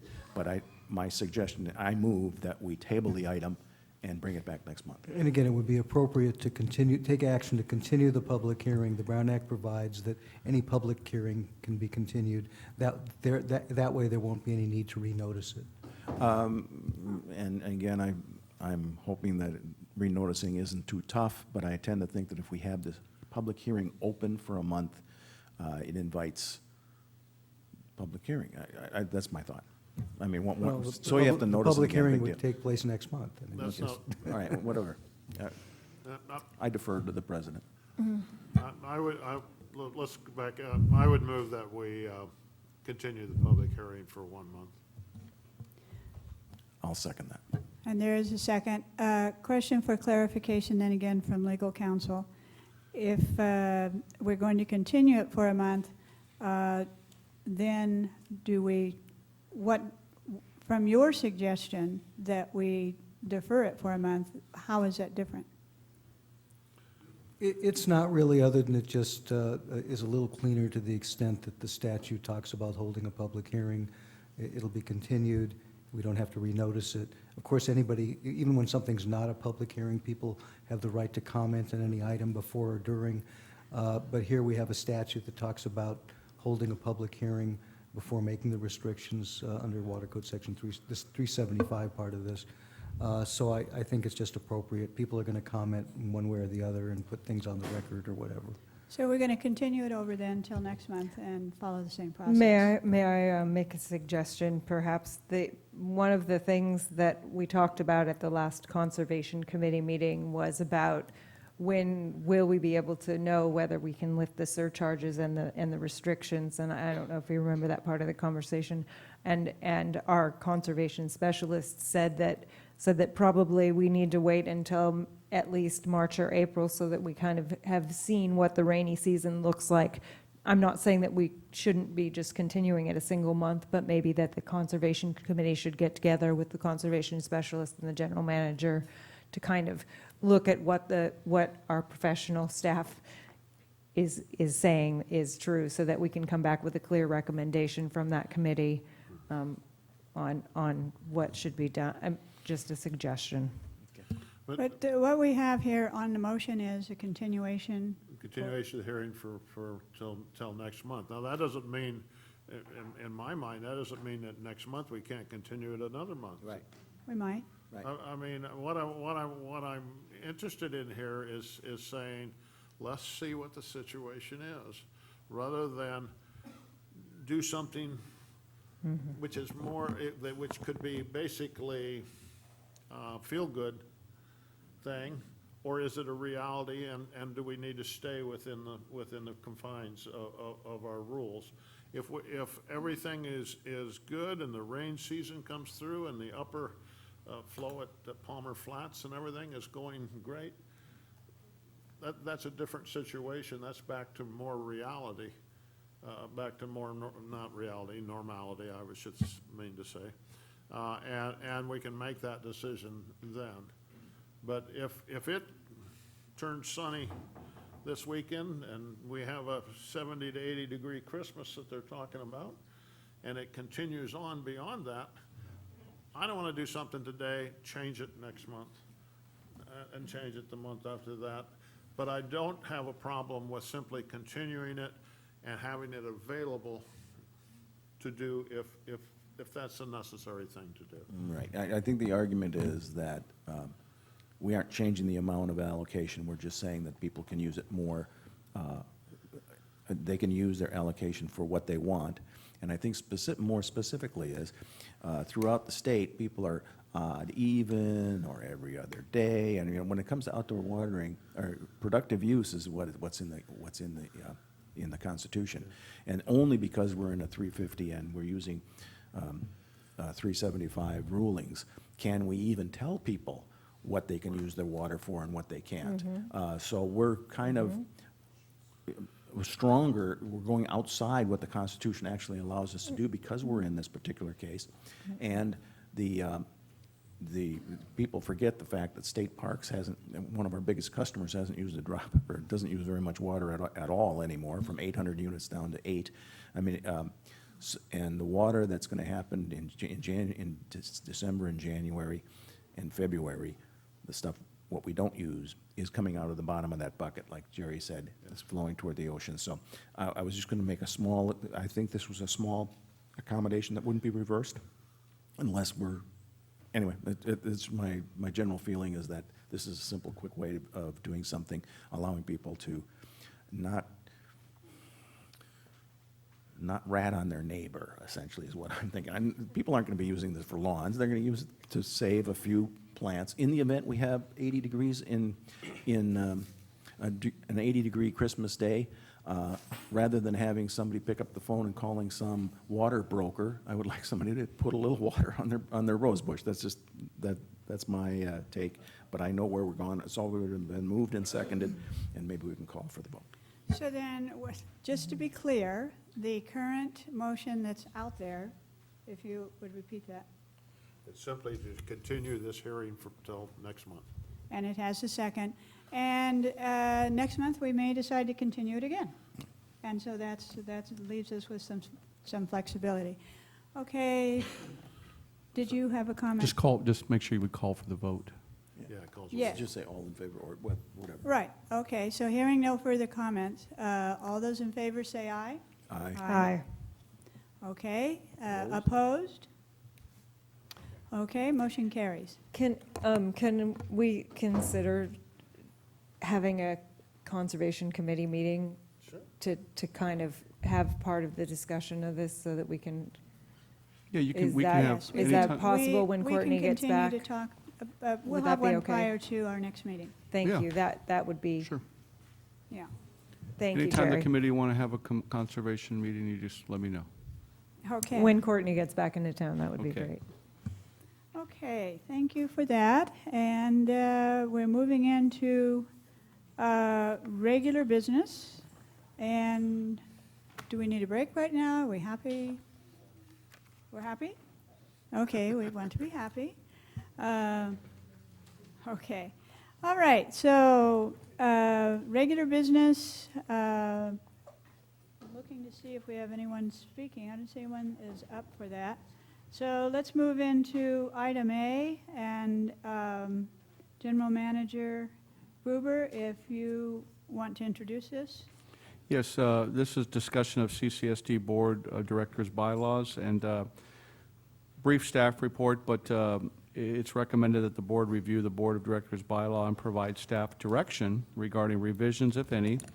If significant changes are being proposed by the board, it is also recommended that the board direct staff to draft the changes and return them at the January meeting for further consideration and adoption.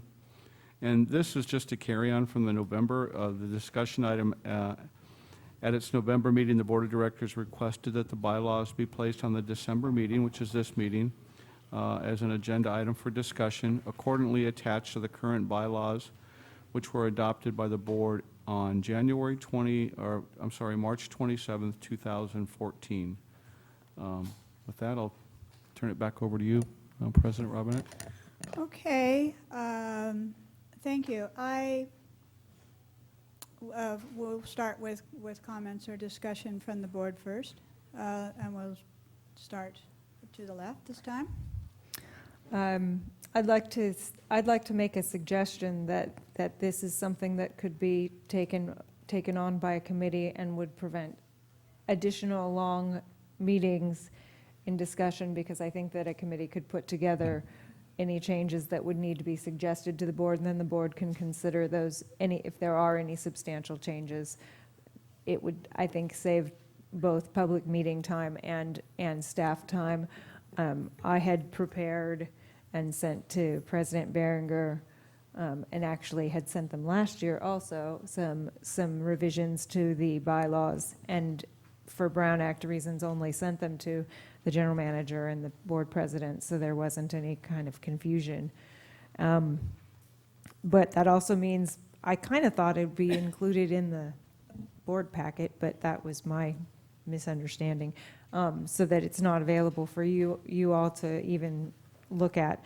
I think that it would be a good idea, and if it would be, of course, at the discretion of the president to assign a committee to review the bylaws, and if any changes need to be made. The draft is out there. We can take it or leave it. The board's current bylaws need to be revised because they include a lot of things that don't need to be in the bylaws that really should be part of a policy manual that we also need to be developing. So that's my take on it. I think we need some revisions to these bylaws, and that's kind of why I did undertake working on some revisions both last year and this year. Thank you for that. What I would like to recommend to the board is, because I had very similar thoughts, I would propose that we go through the bylaws, not here today. You know how long we could be just going around and around, but I would propose that anyone who sees any changes or modifications to our bylaws, send them actually to Monique, and that before we come back next month in our board packet, we would have then the bylaws that we were sent today with red line with people's recommendations on changes, so we would have time to study the proposed changes ahead of time, and then when we come back, we can go through it together, and we can agree as a board the ones that we think should be changed, the ones that we feel that we kind of overrule and think, no, we like it the way it is, leave it in place. But we would be really prepared. We would have seen suggested changes that we would send in and receive as part of our board packet so that we can then actually speak to proposed changes. That would be my recommendation. Yes? Yes, Director Barringer. There, thank you. Yeah, this is my fault. This Board of Directors bylaws things has been something that I had been promising to get together with Director Rice, and it was my preference to revise what we have. Director Rice did come up with a whole rewrite, and she took some things from various sources and spent a lot of time doing it. And because of the urgencies that happened last year, we never did get together as a separate small committee to actually come up with revisions, and there would be, Director Rice at least, has a lot of ideas on making some fairly major revisions. The reason last month, I wanted to make a commitment that we at least got a chance to look at them so we could discuss a little bit as a board as to what types of things might be viewed. What isn't clear to everyone is that when Director Rice did come up with, she has a concept of bylaws, which would be short and sweet, and a comprehensive policy manual. You get that in training at SDRMA, et cetera, and I think that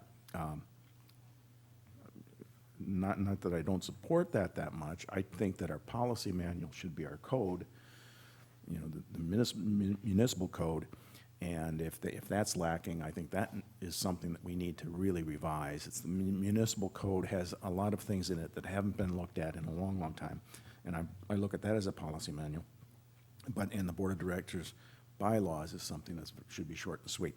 So rather than send everything to Monique, I think I heard Director Rice say that maybe there should be a little subcommittee, and I know we don't like subcommittees or ad hocs or whatever, maybe, possibly. So I understand where your position is. I just wanted to take this moment to talk about some things, and I even opened the meeting with the fact that, you know, how we get new officers, and there's something in here that talks about director's compensation, which is something I've always supported a change to, and district council would also say that sometimes we don't even put the details in there. We just refer to the laws under which things are based. So I think it's more of a complex issue than everybody getting a copy and having Monique do some wordsmithing. That's just my thought. Any other thoughts?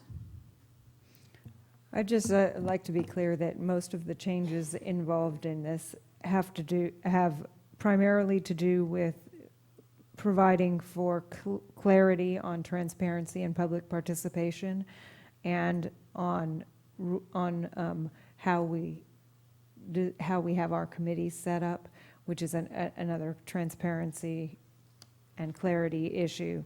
So I would like to suggest that a committee is a good idea, because I don't think that having 5 of us sitting here wordsmithing without having something that, if the board is agreeable that there are some changes that could be made, to have something already brought forward that's modified, that then we could be having a discussion on, I think is not a bad way to go, because I think it could end up being a really long, put a comma there, change this sentence before this sentence type of situation that really could be done more easily and efficiently by committee, and that committee then could bring suggestions forward, and then the board as a whole can have the discussion about what those changes are, but then it's a much more clear thing than we all send some suggestions to Monique, and then they get kind of shoved together into a report. Instead, a committee would be able to synthesize that a bit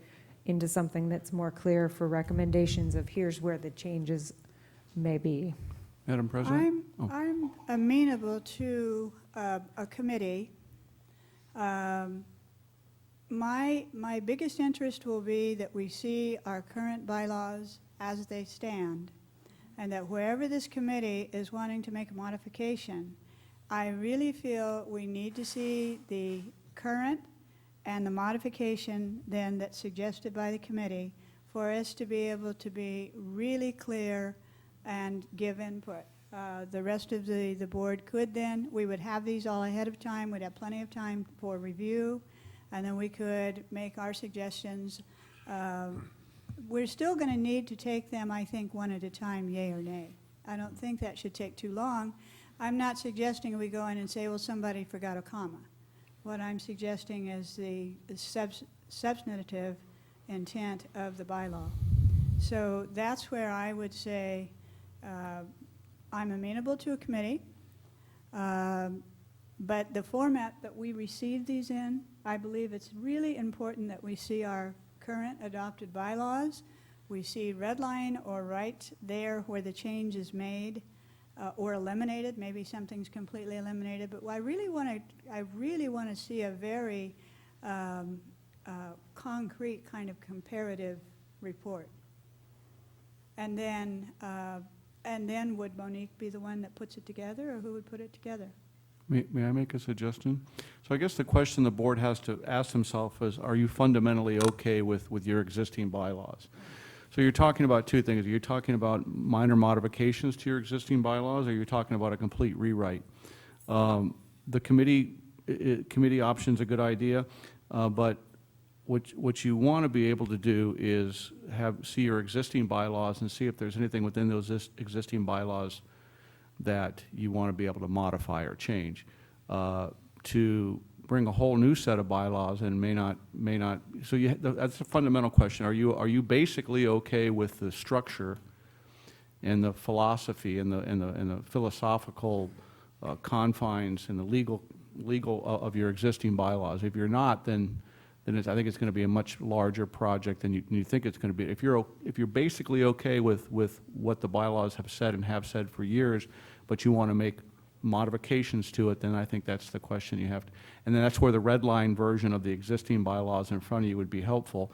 And then what you would do is we would send them to you not in a PDF but in a Word document, and you can make modifications, send them to the district clerk, and then those modifications would be annotated in a staff report, and then you could discuss them at that point. Or you could go the committee route, whatever you guys want to do. But I guess the fundamental question is what you need to ask yourself: are you okay with your existing bylaws, or do you want to start over?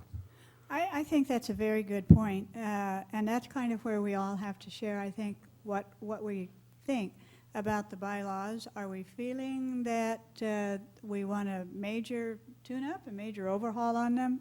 Are we seeing some things that have been bothersome or seem to be bothersome to some to change? Because it could turn out to be a very big job. But again, my hope is that it's a comparative product, because I don't think the bylaws should just be tossed aside.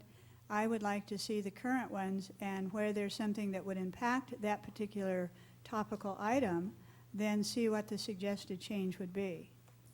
That's my thought. Yes? I personally don't have a big problem with the with existing bylaws. I have some minor modifications that I would like to make. It's more wordsmithing or clarification situations that are involved, and I've provided some of them to the general manager and our attorney. I'd be happy to list out the minor modifications I would want and provide those to the committee, and if everybody did that. Unless the board makes a decision, hey, we want to scrap this whole thing and start over. See, I like that idea too. Again, we have, all of us, these ideas. We think perhaps the overall bylaws are fine, but we have some changes. If we have a committee, and we can have a committee, that committee then should receive our suggestions. Someone needs to hear from us before we get back here next month, because I think otherwise we again could spend a very long amount of time on it.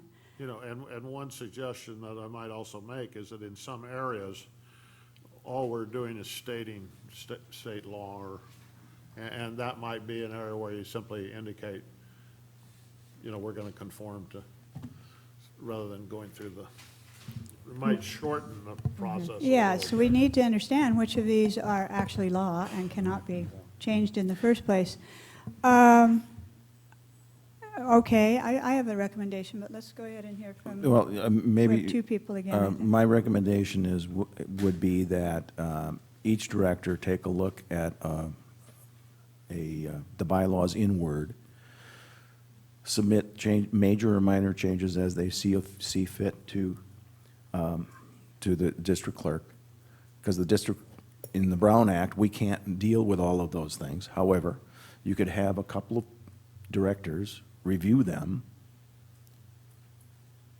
as as a small committee, and a kind of a quick ad hoc, so that when we do have someone at least has looked at them, starting from our original bylaws, those changes that we feel might be good, so that when the packet comes out, it's something we can actually talk about in January, which is according to the bylaws, we're supposed to look at them in January and adopt them in February.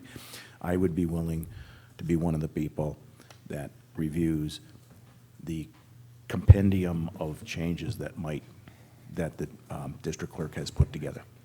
I'd be willing to do that, but I'm just suggesting that. Okay, so how, just again, clarify for me then, how would we would all as a board take a look and have like a timeline, and changes we would like to say or make should go to the committee? No, it would go to the Monique. district, Monique, And that was because we exactly- can't talk among The Brown ourselves. Act was what I was concerned Right. about, that if we don't send them, if we give input, which I think we all need to give input before the fact, and then the committee can see just that, not who sent them in. Right. But what we've recommended, we send it all to Monique, say by mid-January. Mm-hmm. Well, We have to get. soon. 'Cause the committee then Mid-January, would meet. if you have changes to suggest, you cite the section and the change and send it to Monique.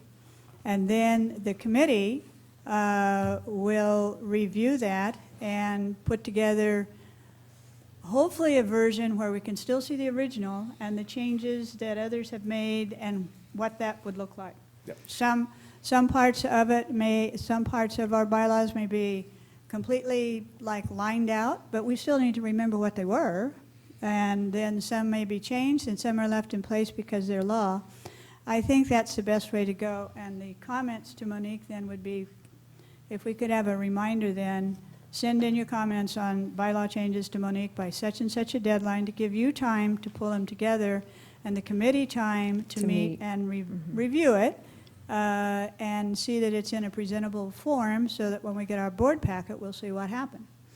And I, for the committee, certainly with all the work you've done and your deep interest in bylaws, Director Rice, I would certainly ask you to be one committee member, and then we had a volunteer over here.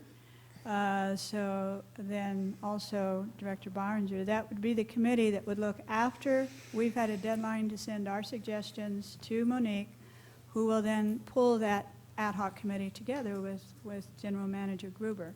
But I think we're not talking then about a major toss out and overhaul.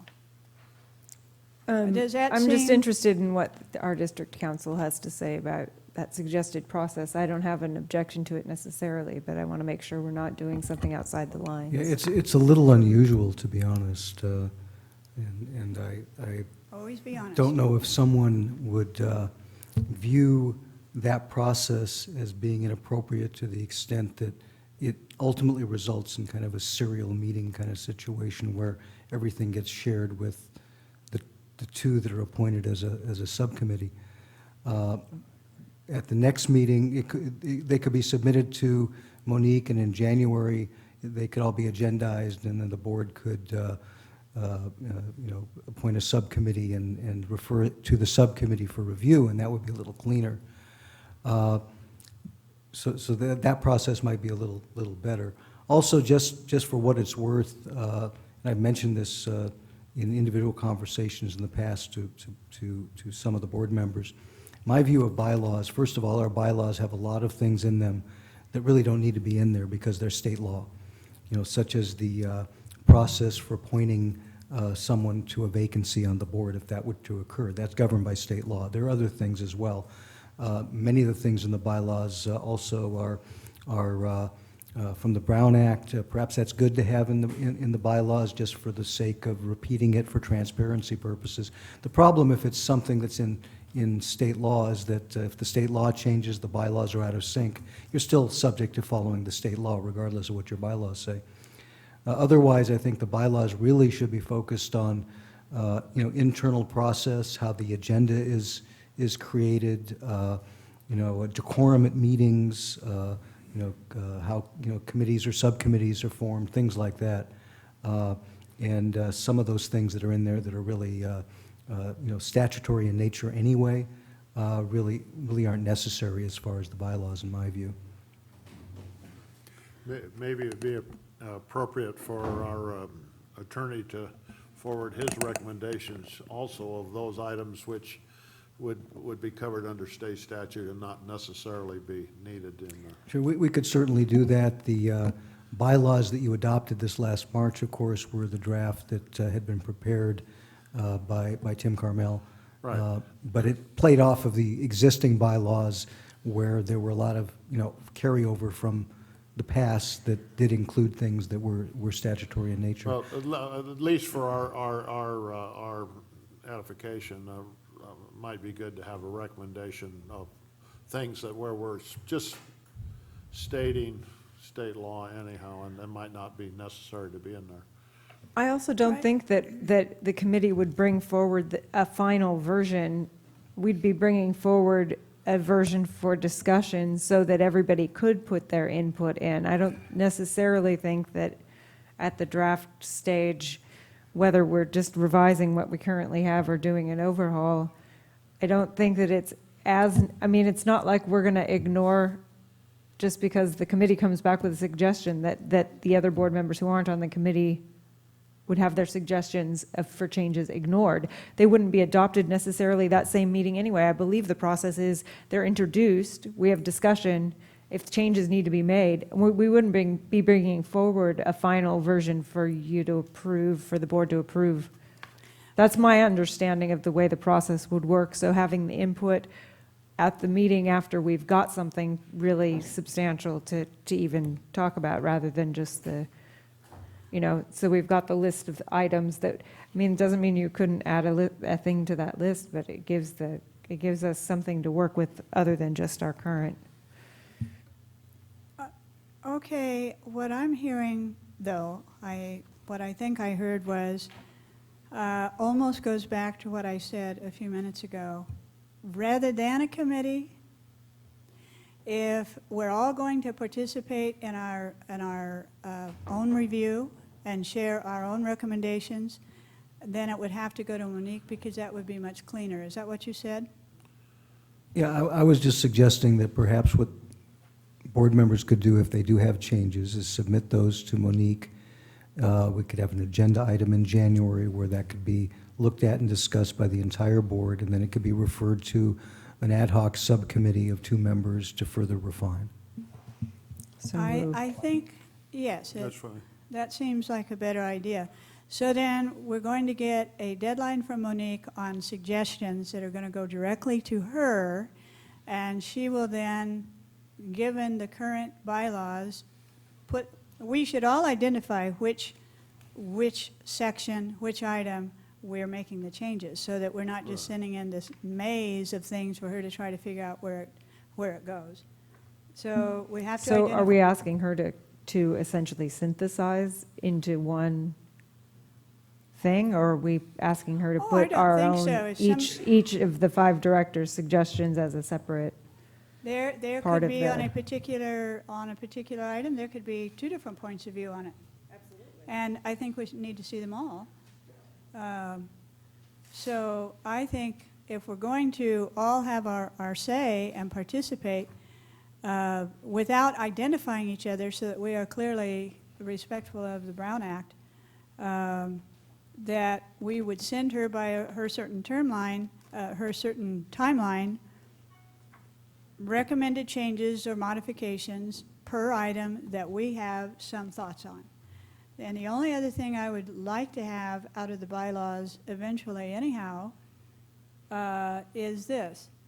I would like, if it's a statute, if it's state law, it's a statutory thing, for any of our bylaws that we have that are essentially non-negotiable like that, before we actually start working on this, could we have those so that we know we can't really modify them anyway? David? Sure, I know. we can certainly, it's an easy task to go through the bylaws. I looked at them earlier today, just to refresh my, excuse me, my memory for this meeting. And like I said, it's easy to identify those ones that you look at and go, well, that's statutory anyway. Well, I think The Brown Act provisions, or, how vacancies are filled, or, election called under the government code section that provides for that for community service districts and so on. I mean, it's a fairly easy task to identify those sections. Again, you might, as a policy matter, want to have some of the Brown Act provisions in your bylaws just to, further announce, hey, we're complying with the Brown Act when it comes to how we run our meetings. But some of those things don't need to be in there, So this is what I'm asking of you. Before Monique sets a deadline for us to give our feedback, every one of us will be able to have our say, and nobody will know what anybody else is thinking. I would like for you to identify the set of bylaws that are our current bylaws that Monique would send to us so that we would have them. Could we have you identify the statute that puts that in there as a requirement by law, and we can't change that anyway? Well, if you're asking for that in advance of the process, I don't know that that's really that necessary. I may be mistaken on this, but yeah. to me, I hear you saying some of the things in our bylaws are required by law. Is that what you're suggesting? A few provisions, yeah. How do we know? Well, we'll certainly advise you as That's legal what I'm counsel, saying. either I'm Tim or saying myself. rather than having us put in a change on something that's law that we can't change anyway, it would be nice to have a set of bylaws that actually are referenced to statutory requirements, so that when we see that one, we can say, well, I don't like it, but it's law. We have no authority to adapt it or change it because it's a required statute. I'd just like to say that that is one of the things that I did in the revisions, was to refer to the state statutes Where are your rather revisions? than, I don't know about those. because I only sent them to the president and the GM, trying to avoid Brown Act issues on those, and I thought they were going to be included in the board packet so we could discuss them. Okay. But that was my own misunderstanding that was going to happen. But that was part of what I did, so that it's not even just that we know that we can't change it, it refers to the state statute, and so we have a 5-page rather than a 10-page Right, bylaws. and I like that, because then we know what's cast in concrete, and no use. Now, I hope doing the it. district council would look at that and make sure I didn't do anything screwy, because I am not a member of the bar. So, given that, could you use Director Rice's first perusing of what was statute to? You haven't seen it? Okay, so Director You Rice, can just send the same email. you'll send that you have, and then, David, would that be then helpful to you to have that, and if she's missed any, or? I can certainly review that, but frankly, I think a simple process would be for each board member to look at the bylaws, see what changes they have to make. They may not be that extensive, and submit them to Monique, and then in January, that could be discussed and perhaps referred to a subcommittee for further But review. why are we just dropping the idea? Can't we just have them labeled what the statute is and know that those are the legal ones and they're non-negotiable? No, I suppose we can do mean, that. But because otherwise you are going to undoubtedly have some of the board writing amendments or changes or modifications to state law because we don't know it was state law exactly. You can also be silent on it, I guess, is if it's a state statute, obviously you can't modify it, but you don't even have to have it in your bylaws. You can be silent on it. I'd like to see them. I mean, if they're state law and they're pertinent to bylaws, I like to see where we're required by law to have certain things in there, and other things are our own unique bylaws, unique to this organization. So maybe I could make a suggestion that will get us somewhere more helpful. I have no problem. I would like to see us have more simple, straightforward bylaws that don't include a bunch of stuff that doesn't need to be in there and is compliant with what we need to be doing per state law. Simplify. This draft I've already given to Director Behringer, and General Manager Gruber has it. And maybe what needs to happen is you and Director Behringer can work on the bylaws, because it feels to me like you're having an attachment to trying to make sure that what happens is within what is comfortable for you, which is, I have no problem with that. I have all of my changes that I think are important in this draft. And we don't. And so we don't I'm know. happy to hand it over, and you and Director Berenger can be on a subcommittee to look at that and move it forward, because then maybe it'll feel more comfortable to you to do it that way. And I don't have an attachment to needing to be on a subcommittee or an ad hoc committee specific to the bylaws, as long as these bylaws are in somebody's hands that is on the committee. I'm okay with that. And You're not I'll be getting part off of a this committee discussion. now. Okay. I'm just No, trying, no, I'm no. trying to let you in, Gail, is kind of where I'm going with that. And I don't Yeah, have an no, attachment to, I'm not so attached to it that I mean, I would like to see it considered, but we can consider it when we come back the next time to actually look at whether we're going to do revisions. I just want you, I mean, it feels to me like you're feeling like left out of the decision-making process, and that is not at all where I want you to be. I have not a clue to why you would surmise that. Okay. I truly do not. Then Actually, I'm I sorry don't for know the where that's coming from. misunderstanding. I must be However, reflecting on myself. I am asking simply the request that things in our bylaws that are already in statute be identified. And you are saying that you have done this in your report. And it would be very helpful then to legal counsel to start with that. And if there's some that are missed or not, he could add it, so that we could then see our bylaws also referenced to statute as they currently stand. So we could take a look at the things that are outside of statute, that are still our bylaws, and make modification suggestions. That would go to Monique, and then it would follow up with you and Director Barringer to see the various suggestions on those we can modify, and bring it back then in February as a committee, doing your best to either merge, combine, or delete some that you feel are your committee's choice. Which then the board would still have to discuss still and make gonna- sure that the full Right. board, because Right. everybody on the board has to have a say on whether they Right. agree with or not with the way Right. that, yeah. Right. So I move that we move on. Thank you. Thank you. I will second that. Okay, it's been Do we moved know, and seconded, we're is moving on. staff clear on where we're going with that motion? Are you clear? Have we created a monster for you, or We're all clear. We're all clear. we're all Okay. clear? We're clear. I Okay. call the question. All those in favor? Aye. Aye. Opposed? Okay, we're moving on. All right, because it's not like I'm trying to set records, but it's not 3 o'clock yet, so here we go. Okay. You're just trying to wear me out, aren't you? Nah. Okay, 9B, and that, if you would like to present 9B, General Manager yes, Gruber? Thank you, President Robinette. 9B is a presentation on enhanced compliance action project, a wastewater treatment plant. I'll turn this over to Bob Gresham, as our district engineer, so he can introduce the folks from Corella Engineering. And you did get a copy of the report from Corella Engineering. And again, this ties into the ECA, which is the environmental compliance action required by the Central Coast Regional Water Quality Control Board. I just asked Bob to touch on a little bit on the status of our timeline and where we are on it. We are on schedule, and Bob, you want to? I have a question before we begin. I just want to make sure I'm clear. Do we need to be making a decision, or is this just a presentation to the board? And I didn't see a report, maybe I did I get it in my email or something, and I just, okay.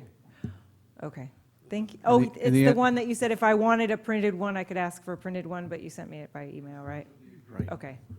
Defer to Okay, Bob. I just want to make Yeah. sure that I'm clear, I'm not having to make a decision, and I'm accepting a presentation. Thank you. Bob, you want to touch on that? Yes, at this point, it is just a presentation for information, and gosh, this is just exciting stuff to me. It really is, and wastewater just thrills me. I don't know what it is. Water is water, first of all, so it's a very precious resource.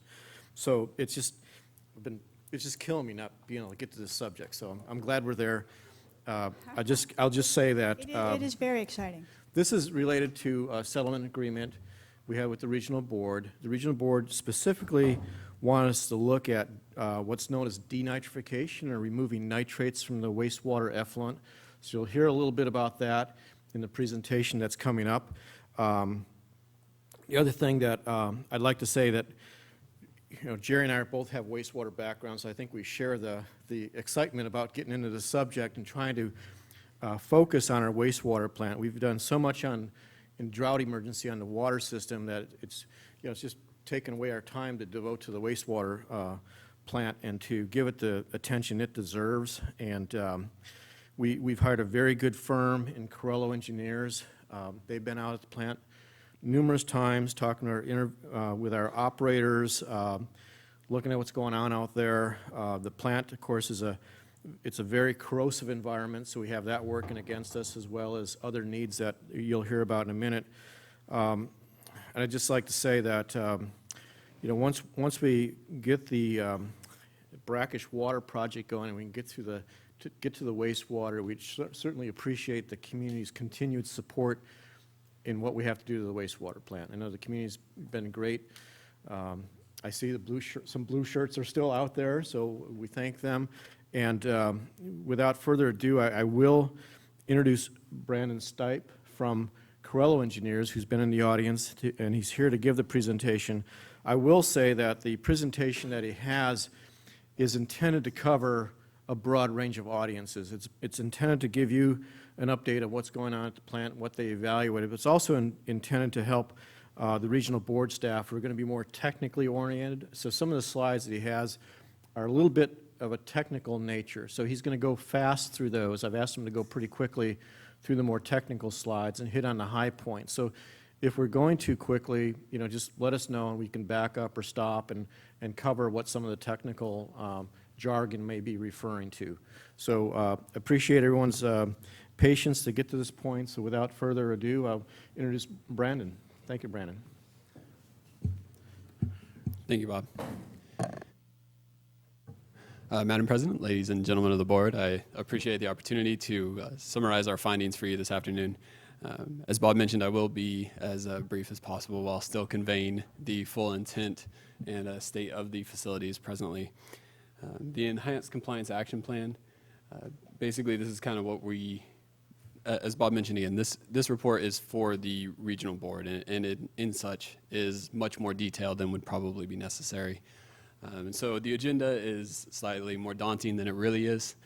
But as we go through, basically, we'll do a little bit of background, talk about the actual Enhanced Compliance Action Plan that necessitated the project and brought me here before you today. The scope of our work as the consulting engineer, some of the meetings and site visits we went through, how we evaluate the plant and the processes as to their performance and capability, the process modeling results, the hydraulic analysis results, and then those two items combined to produce the recommended improvements for the plant itself. The last thing we'll talk about is a brief summary and some of the next steps that we still have under contract, and as we move forward, additional items that staff will have to bring to you in the future. As far as a brief background of the plant, the major construction milestones include when the plant was initially converted to produce secondary quality effluent back in the late 70s. In '93, Corello Engineers was hired and did the design for new aeration basins and secondary clarifiers that make up the bulk of the treatment plant as it exists today. And then in 2006, staff finished up with a mechanical dewatering system. It allowed them to dewater solids much more effectively and fairly drastically reduce the amount of shipping cost involved in transporting the solid waste from the plant offsite. Again, what brings me here is the sanitary sewer overflow violations in 2011 that resulted in the administrative civil liability and the financial settlement against the CSD. They allow a portion of those fines to be used to study how to prevent the problem from occurring in the future, and that's where we sit today. The primary goal of the project was to identify the items in the facility that would most cost effectively eliminate that violation from happening again, from reoccurring. The ECA evaluation was relatively broad-ranging through the entire plant.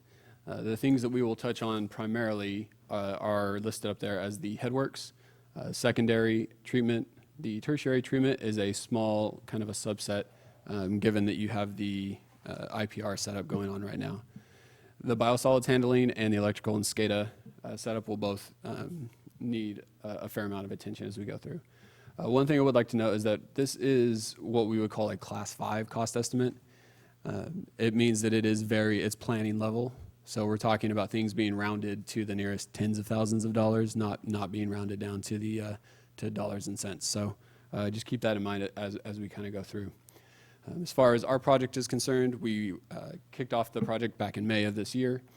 The first site evaluation was done on June 24th, where we went out and met with staff, toured the facility, looked at all the improvements that needed to be done, went back and put some ideas together, came back again in September with some of our electrical and instrumentation and control folks to see the state of those systems at the plant.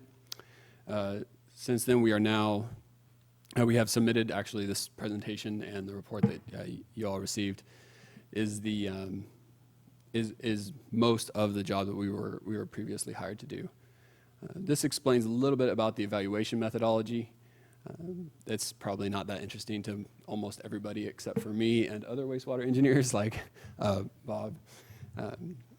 These are some of the assumptions that you have to make. One of the things that I do think is critical and want to mention is that the wastewater treatment plant is really the end of the line. There is nowhere else for it to go. So if you have an overflow at the plant has to recover from that somehow. There's no downstream, there is no more time. So a lot of the analyses that were performed have to be performed with the caveat that you may have to do this with one part of the treatment plant out of service. You might have an aeration basin down, or you might have a secondary clarifier down, because, like I said, there's nowhere else for it to go.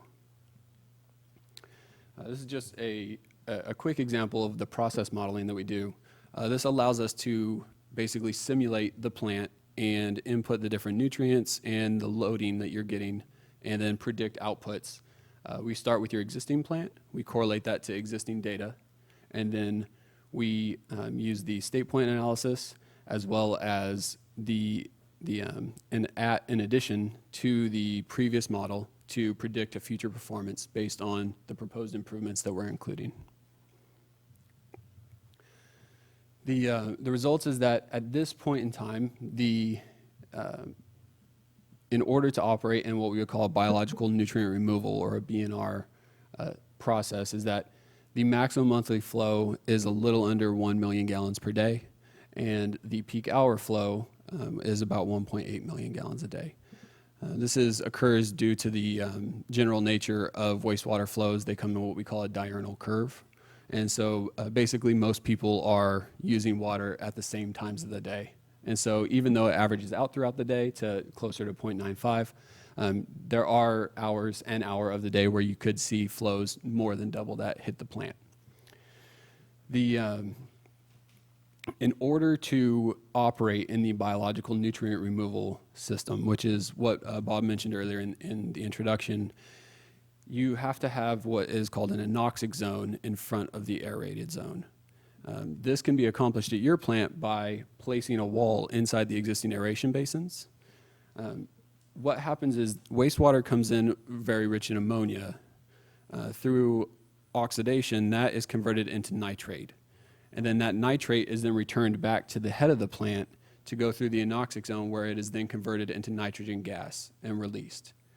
This is particularly important, and we are seeing this become a much more stringent requirement, because a total nitrogen level of 10 is frequently the drinking water standard.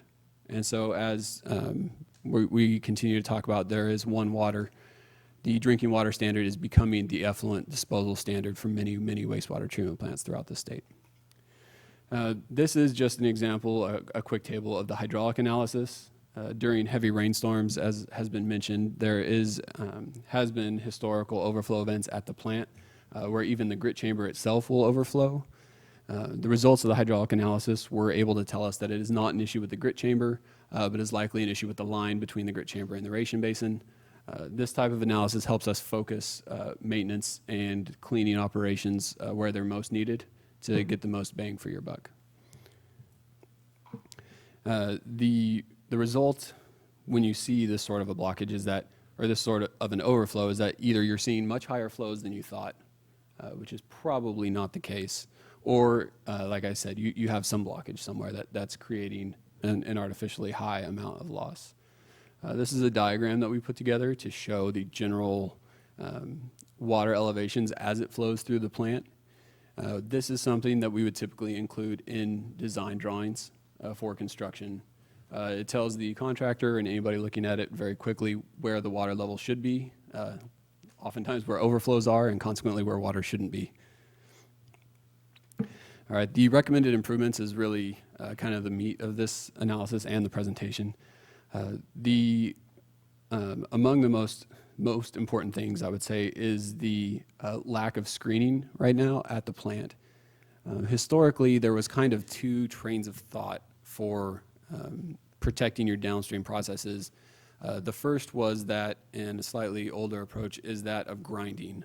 And so if you have non-flushable wipes that people still put down, or anything large that gets into the sewer, you would grind it up into a bunch of small pieces. It would go all the way through the plant, and then you would take it out at the end with the solids. Unfortunately, and one of the things that this picture shows is that is not always the case. And a lot of times you succeed in grinding it up into smaller pieces where it then gets stuck in the rest of the plant. And that's how you end up with living bottoms of your aeration basins, as you can see in this picture here. It also will really severely limit your ability to transfer oxygen in the aeration basins as it stores up there, which then creates higher energy costs because you have to push more air. There are a couple different places that you can screen. Traditionally, in a perfect world, you would love to put it as the very first thing in your plant to protect everything downstream from there. In your specific situation, the inlet sewer is quite deep and will require a very expensive structure. And the pumps that are installed are already capable of handling fairly large solids. So what we can do is we can install the screen immediately downstream from the pumps. We'll elevate it up into the air, and from there, it'll gravity flow through the rest of the system. So that allows us to protect the downstream equipment without changing the way the plant operates right now. The large components of this project are primarily just the screen itself. It has 1/4-inch perforations, so anything getting through the process would have to be smaller than that. The particular unit that we like has a combination of a washer and a compactor. So you wash the organic material off of it, compact it into as small a footprint as possible, and then it's a dumpster that goes to the solid waste facility. In order to get it up high enough, we would have to put it on a concrete platform. We're estimating at this level 5 cost estimate level that this is approximately a $377,000 project. This is a brief conceptual rendering of what you would be looking at. On the bottom left-hand side is where the existing raw wastewater pumping station is. Immediately to the side of that, you would have the concrete platform, and the screen would sit up on top. Water would come in one side, come out the side, and the screenings would drop into the dumpster there.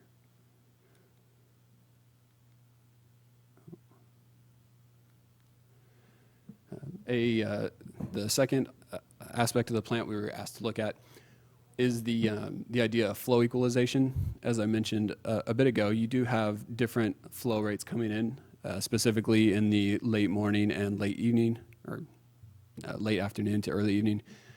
You normally see a lot of your flow over those times. One of the ways that you can kind of maximize your investment in your plant and try to provide the best performance possible is to provide essentially a large wide spot in the pipe so that you can feed a constant flow to everything downstream. So when you get those really high flows, you're not just trying to slam them through the plant as they come in. You can fill up your flow equalization, and then when your flows are low overnight, then you can pump out of that flow equalization, and that allows your plant to run at more or less the same capacity throughout the day. There are some existing influent equalization tanks. It is safe to say they are well past their service life. They are as Bob mentioned, we are in a marine environment here, and the salt air combined with wastewater is probably about the most corrosive situation you can find yourself. So you have to be very, very careful with different types of metals, and steel is very easily corroded. The existing tanks are very corroded and a little bit sketchy, honestly. The best way that we have right now at this level is to include 2 tanks. Again, it's the end of the line. You can't have something offline. So you have to put in 2. They don't have to be twice the size that they need to be, but they can be half the size. But you need the ability to take each of them down offline independently. So we would recommend putting in 2 flow equalization tanks, approximately 60,000 gallons apiece, made out of concrete to limit the corrosive effects of the environment and the wastewater itself. You would also include some coarse bubble aeration to minimize any odors that are associated with the plant. Odors are typically a result of having low dissolved oxygen levels. So by maintaining those levels up, you can hopefully eliminate odors and make life a little bit better for the residents that are located nearby to the plant. The most costly portion of this will be the demolition and backfill of the existing equalization basin that's there. Locating the facilities, as we're about to see, is very convenient. There is already a pipe that runs to it for the influent. There is already a pipe that runs there for the aeration. And you would have a very short run to the existing aeration basins. Total construction cost on this one is just under $750,000. Here you can see the flow equalization is the smaller rectangle up towards the middle of the screen, with the aeration basins, existing aeration basins that are down to the left, and the existing maintenance facility up top. Sure. Why wouldn't you use your existing concrete? Are those the ones you're referring to that are in really bad shape? No, the ones that are in bad shape are off the bottom of the screen here. But you have 3 ponds there in succession, right? Which I don't know what the capacity of those are each. Do you, Bob? Yeah. No, you do have the ponds there. And those are used for polishing ponds now, right? Could those not be used for flow equalization? I would probably defer to Bob as how they're actually being used presently. They are being used as polishing ponds. I don't have the capacity in my head. I know there was concern about odors and being able to clean those out if they were used with, basically the raw wastewater coming into the plant. That's why I think Brennan has aeration proposed in the new tanks.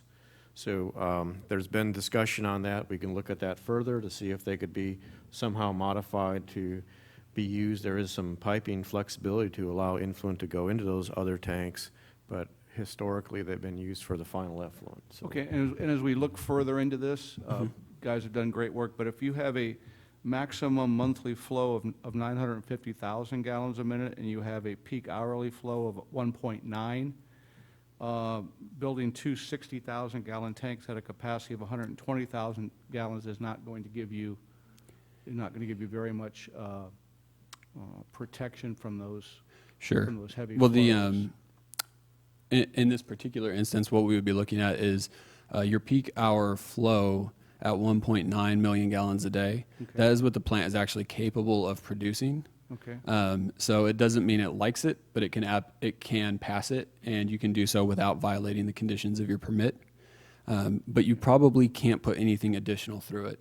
So what we were looking at is a predicted peak hour flow of 2.08 million gallons a day. So you would have that small amount between 2.08 and 1.9 that would require the equalization. And then you have to think that we talk about million gallons a day for flow, but it's probably not as appropriate for a peak hour situation that by its very name only occurs for an hour or a few hours at a time. So really what you're just trying to do with these is you're just trying to shave the very top of the peaks. And then you can use that part that you shaved off to fill in the very, very bottom parts that kind of occur in the dead of night from about midnight to 5 o'clock in the morning. I've got a question before you move on from Sure. that. Because this is all based on the capacity of the plant and not necessarily what it's actually handling, right? Because we don't actually put 9.9 million per day, do we? Yes, this is based on the actual design capacity of the plant. So The that's not, capacity, but not the actual inflow. yes, that's not to say that that's what you see every day. So like the inflow level is less than, hopefully, less than 0.9 because Right. that's all it could handle. But my understanding is that we're around 65 to 70% of capacity as relates to our inflow. Is that, Well, do I have that yes, right? In round numbers, Round the numbers, of average course. dry weather Yeah. flow, so we have average flow throughout the year when there's no storm events happening, where, you can have maybe 500,000 gallons per day to maybe 650,000 gallons per day. Even with conservation, it's even less now.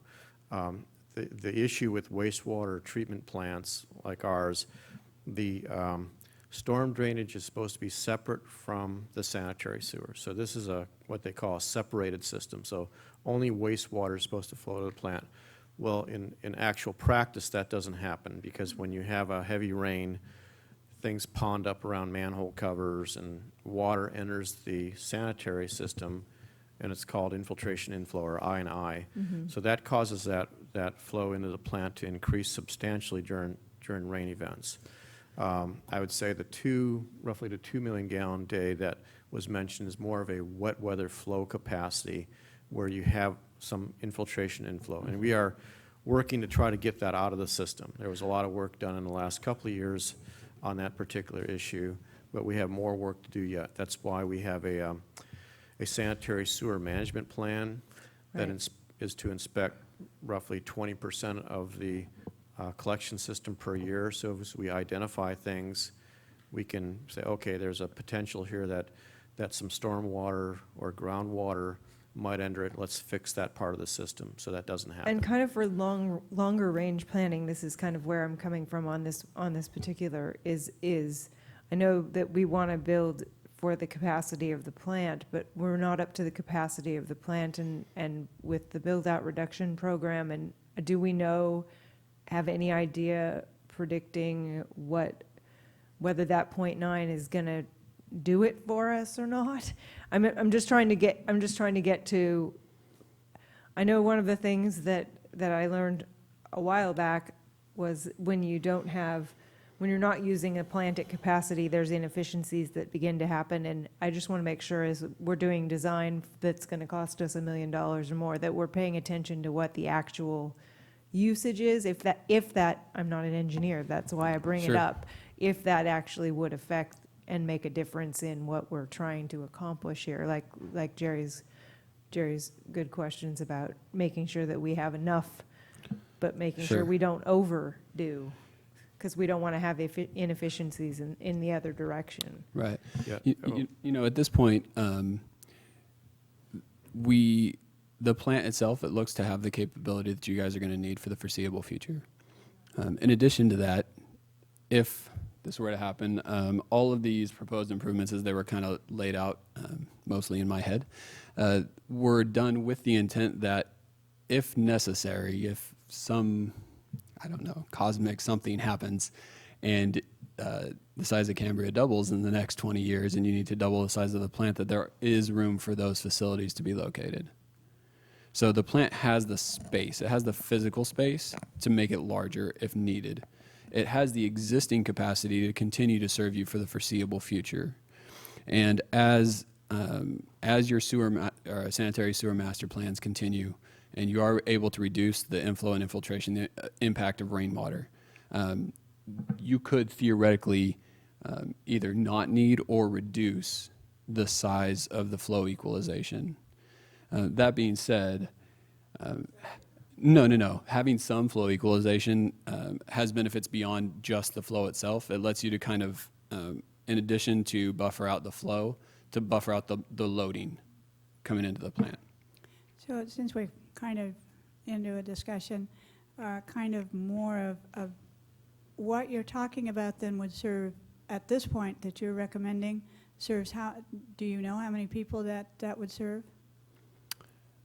No, I haven't taken it back to individual I'll just homeowners. say we're confident it can serve you out to build out.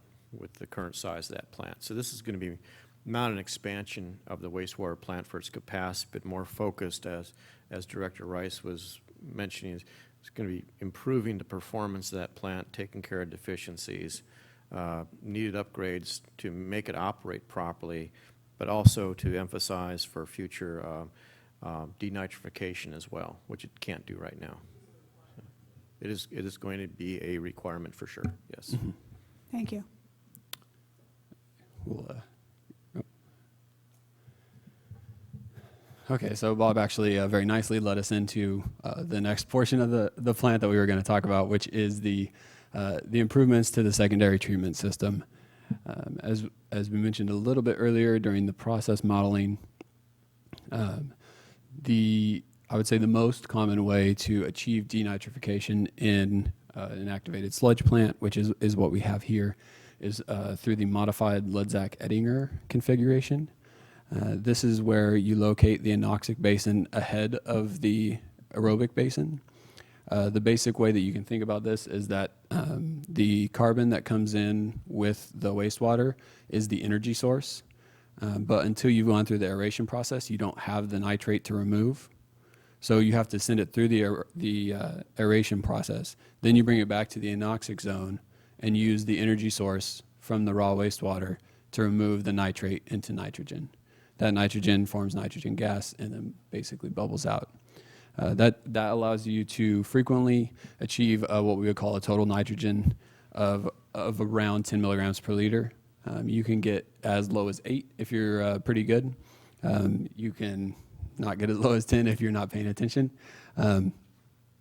But the improvements that would basically be required to do that, and the requirement will be coming down from the regional board. It's really is just a matter of time.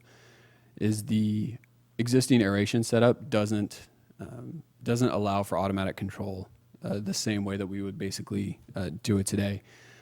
What we do frequently is we put in what we call dissolved oxygen probes.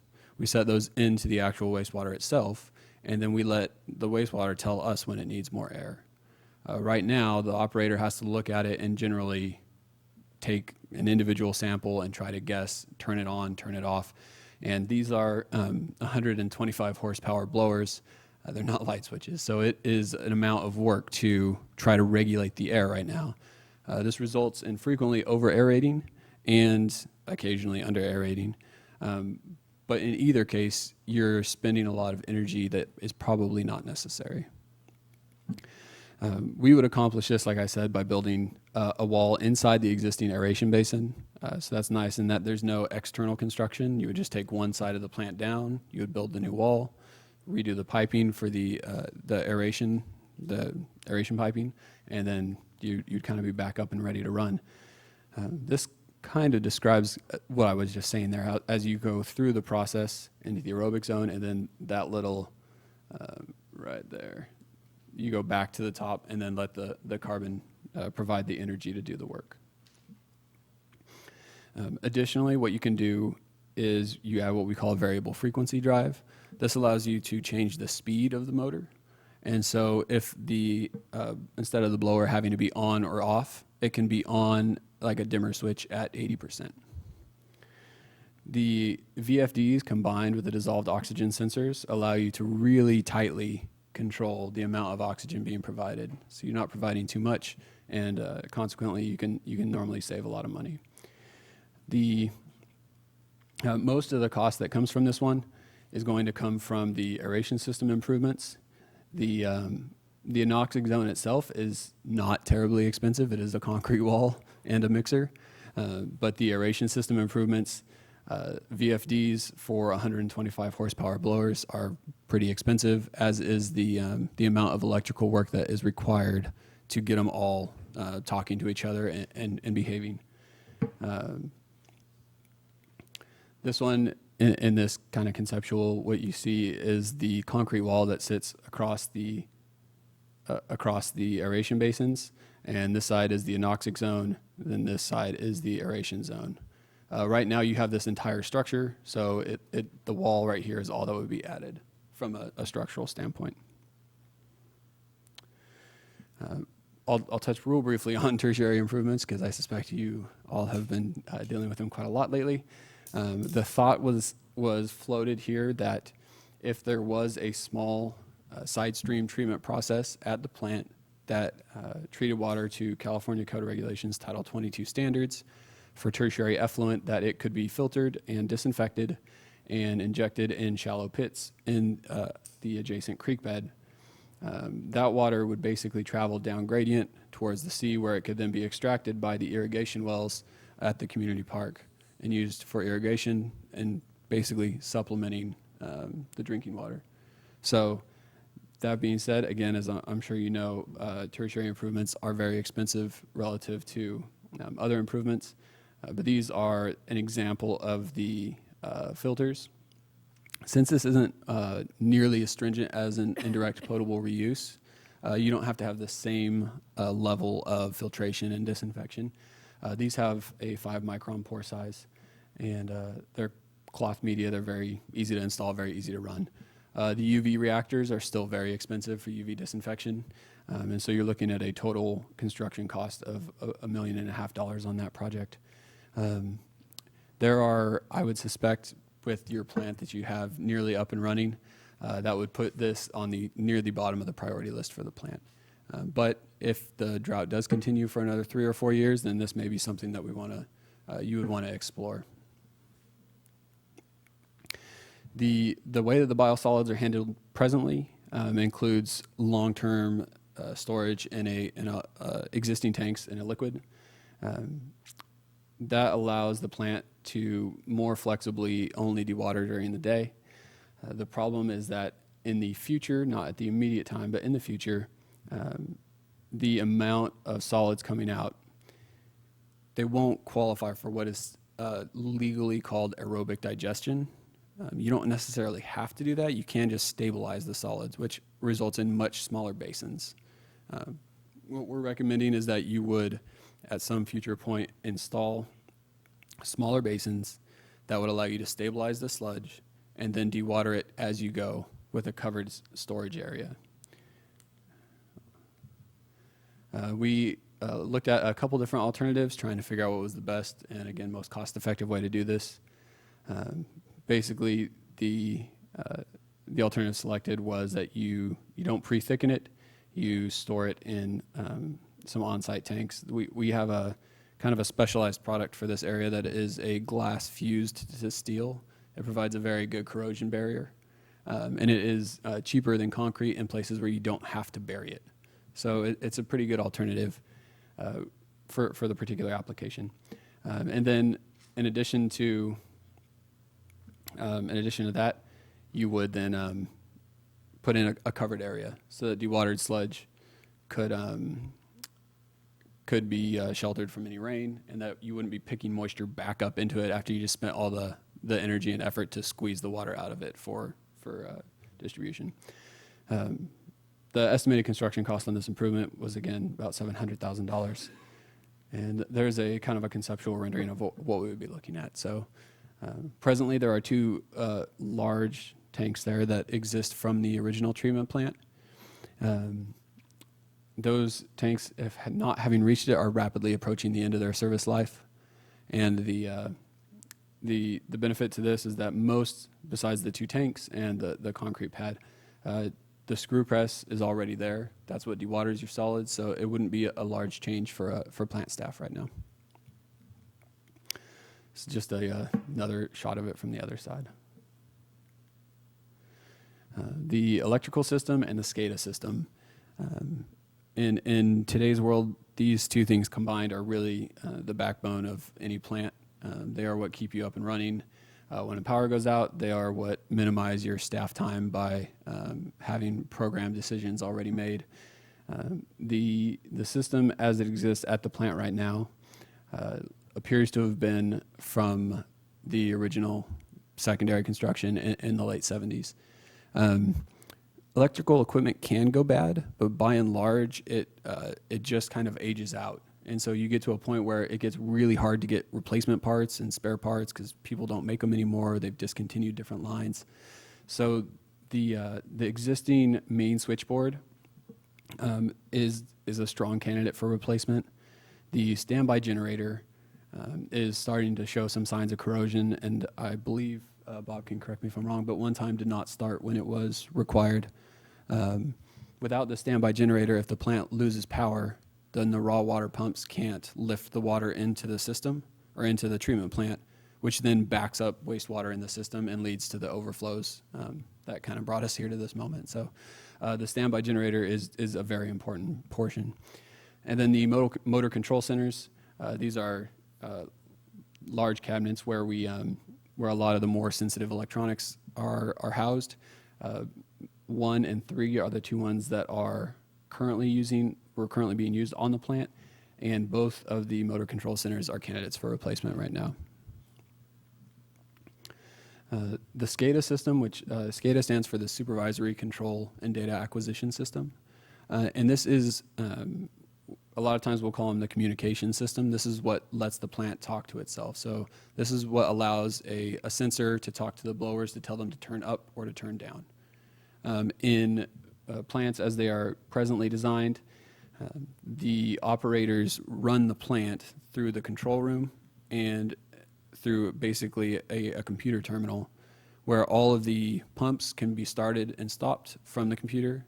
The blowers can be started and stopped. You can change levels and set points.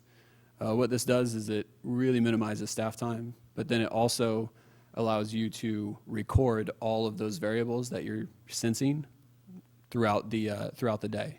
And then you can create monthly reports, and so a lot of the reports that you have to send in right now can all be automated by the installation of a SCADA system.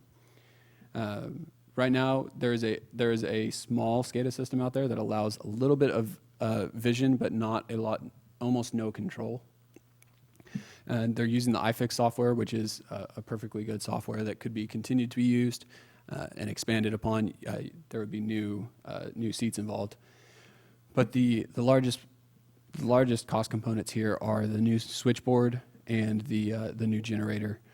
The switchboard itself is not that expensive, but the effort to replace the main switchboard, since this is basically where PG&E comes into the facility, you have to have a temporary one to replace the existing.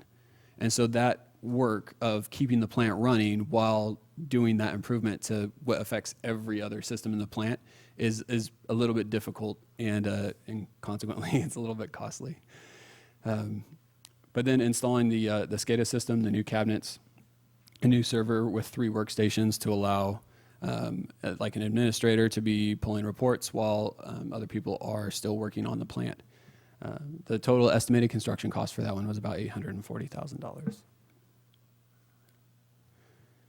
So in summary, this is just kind of a zoomed out view of what the plant could look like in the future. Right now there are, like I said, the existing treatment plant, there are large metal basins right here, and there are the existing EQ tanks right here that need to be demoed. And then the rest of the plant would look remarkably as similar, and the nice thing is that you have space here to expand if necessary. So while that's never the point, it's always good to think about it when you put it down, because you would hate to preclude yourself from being able to do it at a future day if you ever ran into it. So that being said, this is the total cost of all the improvements if you were to do every item that was identified throughout the project. As I mentioned, this is not necessarily, you're going to phase this approach. You're not going to do all of it at the same time. And in fact, you could go as far as doing individual projects at a time. The one thing that I would say, and I will let Bob chime in here, is the headworks improvements, getting that screen in, that is going to improve every downstream process. The solids building up in the system and the rags covering the aeration is costing energy. It is among the more important improvements that you could do to the system. So moving forward from here, we've kind of, Bob and I have had discussions about the ECA plan and the recommendations. What we have remaining in our scope is to do a 10% design for the improvements that we deem together with staff the most critical. I think right now we both agree that the screening is very critical, and that we would want to identify 2 or 3 more improvements and kind of focus our design effort where we think it'll be most beneficial to the district. If I might just add to, the Regional Water Quality Control Board is watching this very closely. I'm going to be sending them a letter tonight, letting them know that we had this discussion, just because they want to have that in their file.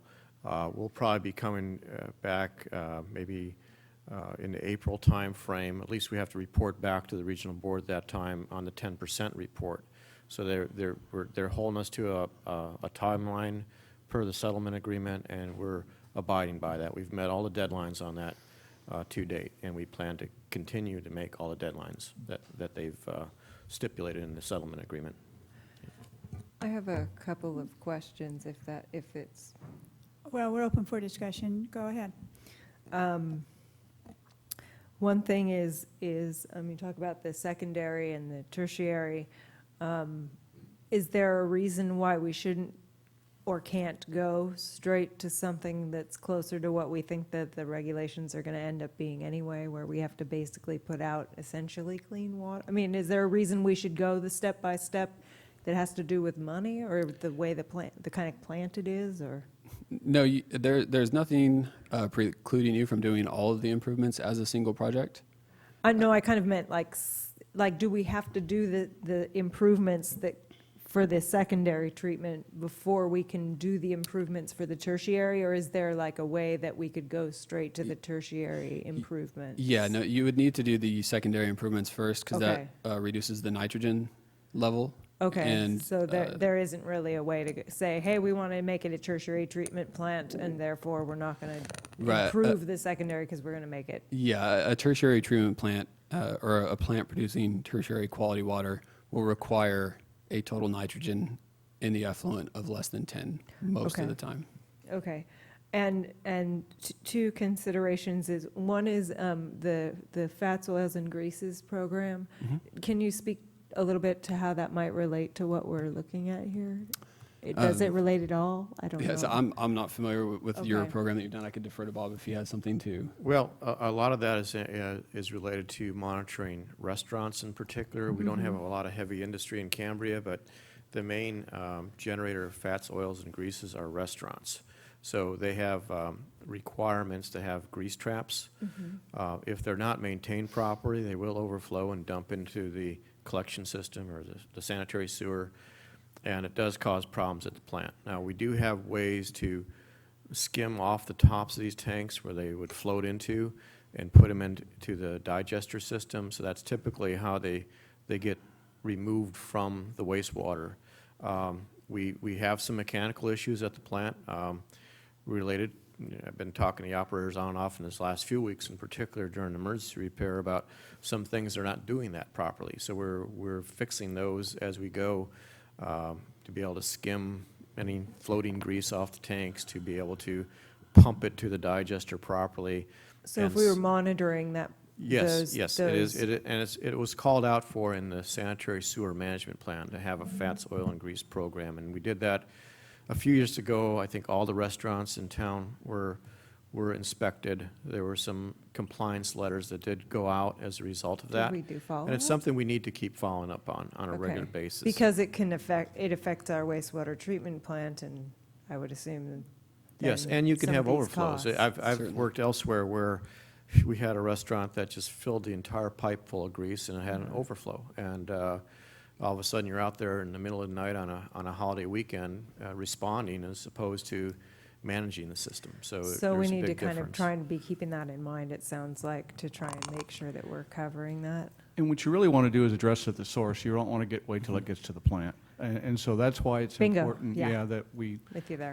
look at, when we look at rate increases for the wastewater plant to help fund this, we also look at staffing requirements, because, we do need a collection system crew. At one point, we had Right. 6 or 7 people in the wastewater plant, and so that's part of the SSMP, and having people having adequate staffing levels so they can address it, and, work with the business owners and do periodic inspections, because, it is going to get to the plant, but really you want to work As with the much as business possible, owners and make right. sure the grease traps are maintained, and get it at the source as opposed to waiting for it to get to your collection system and your wet wells, then into your into your plant, so. Just another additional item to juggle among all the other things to do. I totally get that. Yeah. And then, did you look at all at the potential impact on the longer range regarding sea level rise and the location of the plant in general? No, this Okay. analysis was confined to the existing plant. Bob, I have looked at that subject in the past. Okay. and I feel comfortable with it. I don't want to put $7 million into a place that's going to be underwater in 100 years or No, less. as we probably followed 50 the whole years or issue with whatever. Morro Bay, they had a Yeah. big protest or appeal about rising seawater levels. I Right. feel we're in good shape. There's been some fairly conservative projections, not made by a government agency, but by a nonprofit, that they're saying you have to add to the FEMA maps based on the ocean level rise. This particular plant site is also next to a hillside. So even if their estimates got even more conservative, you could probably put some kind of a flood wall and just tie it into the hillside, behind the plant if you had to. I think it would be very, very expensive to try to relocate the plant over some debatable type of assumptions that go into certain claims about seawater rise. And any of the engineering that'll go on will take into account the fact that we're pumping the water up to the percolation ponds and that whole is involved in this whole thing, right? Are you Over by questioning San the Simeon? percolation I just want to ponds? make sure Because- that we're including, I mean, I'm kind of getting to a holistic thing. I know Mm-hmm. this is one element of it. Sometimes if you don't know the whole big picture, Mm-hmm. you can end up making a silly decision in the Well, the interim. percolation ponds were investigated back in the 90s when they set the berms around those, and that was to stay out of No, the... not with sea level rise. I meant in general with Yes. what we're talking about with the improvements. Yes.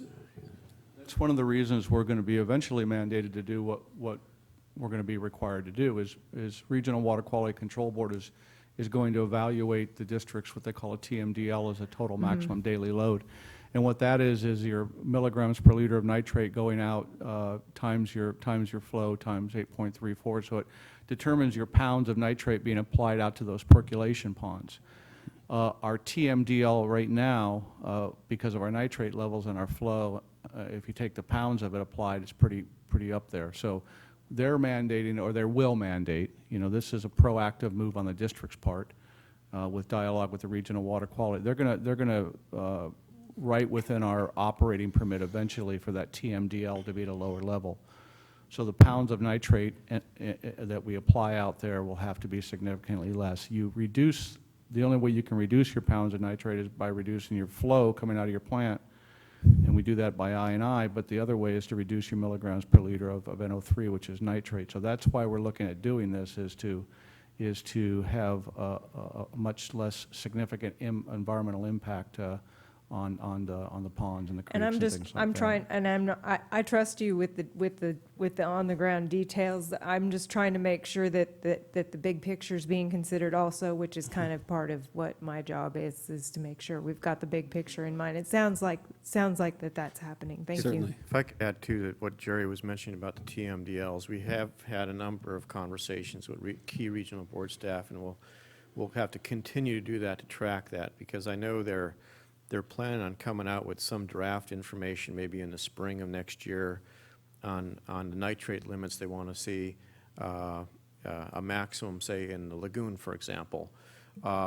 There'll be some attenuation, and the plant effluent could be higher, depending on how that all works out. And there are a number of unknowns. It's a very complicated analysis, and there's a lot of uncertainty to it. So it could be that what Brandon and Corello engineers have done is a more traditional way to do denitrification.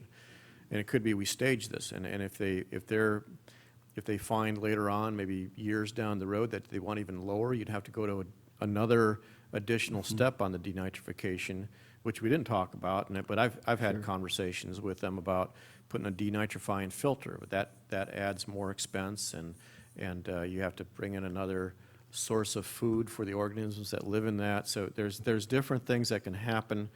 So there are still some unknowns out there as far as how this TMDL process gets finalized, and that's part of the uncertainties that we're dealing with. And the Regional Water Quality Control Board, you know, I can't speak for them, but historically, they'll give the community and the CCSD an opportunity to phase this in. You know, that they won't say, okay, you're going to have to have a new plant online, you know, next year or something like that. What they'll do is in the order, they'll say, okay, you know, you're going to have to reduce nitrates to this level by this period of time. And then that's when we start talking strategically about timelines and how we're going to fund it and things like that. So it'll be a systematic approach to this. It won't be oh God, we got to do something, where we're going to get the money, that type of thing. I think that we have a good enough working relationship with the Regional Water Quality Control Board that, you know, they're not mandating anything else different for us than they have for anybody else. If you look historically, you know, Paso Robles just built a new plant. Napomo built a new plant. Morro Bay is moving away from secondary and ocean discharge into a new plant. So it's something that the Regional Water Quality Control Board is requiring of all cities and special districts. And although the cost may seem substantial, I think there'll be an opportunity for us to sit as a board and staff in the community to figure out how we're going to strategically implement that. Through some of the governor's recent water reuse initiatives, I think there's, again, some real good opportunities for grant funding for us also. You know, he's really pushing, that administration's really pushing for recycled water. And so I think there's going to be and I think we're a good candidate for those opportunities. So I don't want everybody, you know, going, you know, this is a lot of money, but it's an infrastructure issue, and our plant's outlived its life, or is near at the end of our life, just like our reservoirs and our wells, and it's just something we have to embrace as a community and figure out how we're going to do it versus we can't do it, so. This is what I'm hearing, and I like very much, that you've taken the first steps here to get a comprehensive assessment of possibilities, and you've given a very complete picture of, if everything were possible, this is what it would all look like, and eventually will. But it seems to me what would be the next important thing for us to know would be, from your perspectives, from your expertise, so what do you see because you're talking about, again, they talk about our brackish water desal is the future. Recycled water, and what you've talked about today and the comprehensive plan you've laid out today is also the future in the wastewater department. Will we be able then to do a couple of things? And I like the fact that you mentioned grants, of course, because the money is very, you know, it's a very expensive process. Do you have, in terms of priorities, probably coming up and needs or things that are most urgent, so to speak, do you have somewhat of a priority, phase 1, phase 2, phase 3, and costs, and then moving toward grants? I'll let Bob go, but I would definitely concur with everybody here in the group is to get that headworks issue, that pre-screening. I mean, that's probably the highest priority, and that's even something that we could even look at as part of the budget process within the figures that they shot us. But that's you know, we're going to have to do that. We should have done it when we did the plan, but for whatever reason, that was a decision that was made. But first and foremost, and if you guys disagree, let me know, but I would say the headworks has to, we can't keep, you know, putting all those constituents and all that inorganic material, organic material, inorganic into the system. That's first. And we might be able to even work that into this next year's budget, I think, but that should be our highest priority. I would echo what Jerry said, that screening at the head of the plant is causing all sorts of problems for our operators right now. If we can get that fixed, you know, and it's among the cost items, that was one of the lower costs, although $377,000 isn't anything to sneeze at. But if we can come up with the funding to do that, that would avoid some of the things like we just went through an emergency repair. For example, the clarifier broke down the day before Thanksgiving. So thankfully, we had a very good response out of Fluid Resource Management to help us get that thing back online. But we were scrambling. We were really scrambling to get the parts out there so we can get that back online before the higher flows hit the plant. and the operators were stressing over that as well. So that headworks area is the top priority. I would add to that, right behind that would be getting this denitrification, and with that, the blower controls. And we can get the blower controls done separately to give us more efficient energy use.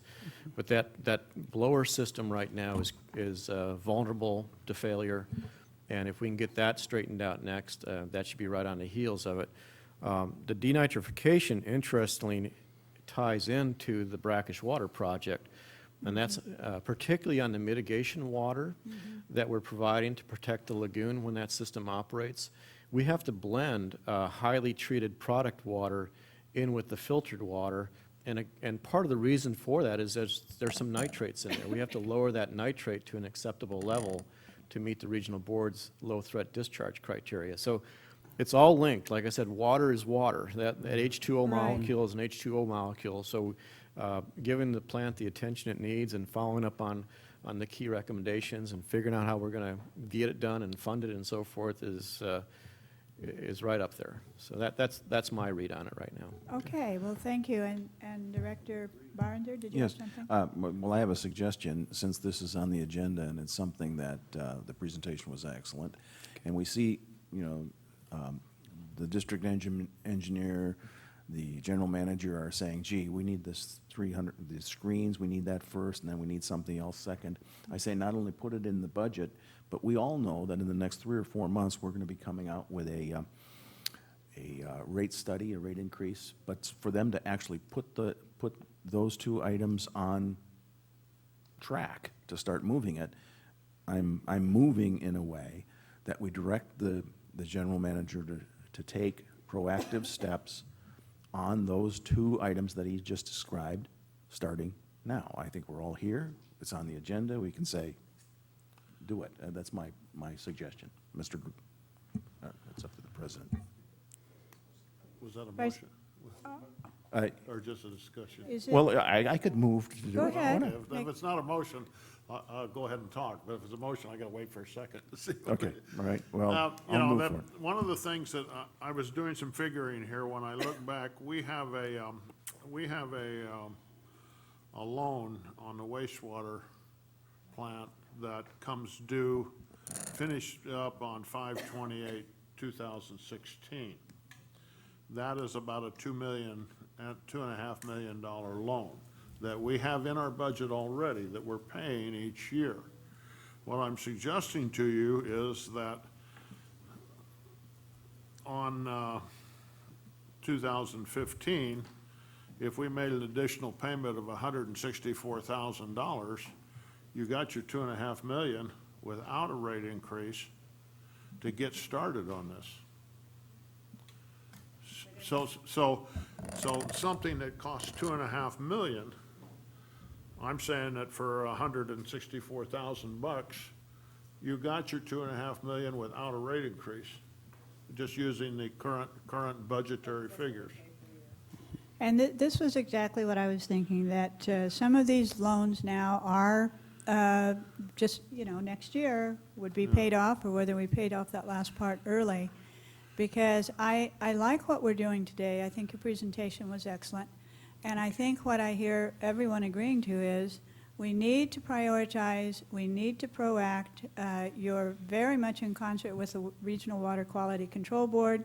And so we need to at least start then moving in the direction of the highest priority, and second and maybe third should really be on our radar by now to get looking for funding, and I agree with I was you. gonna say, could you put back up on the screen the summary of the dollars? Yeah.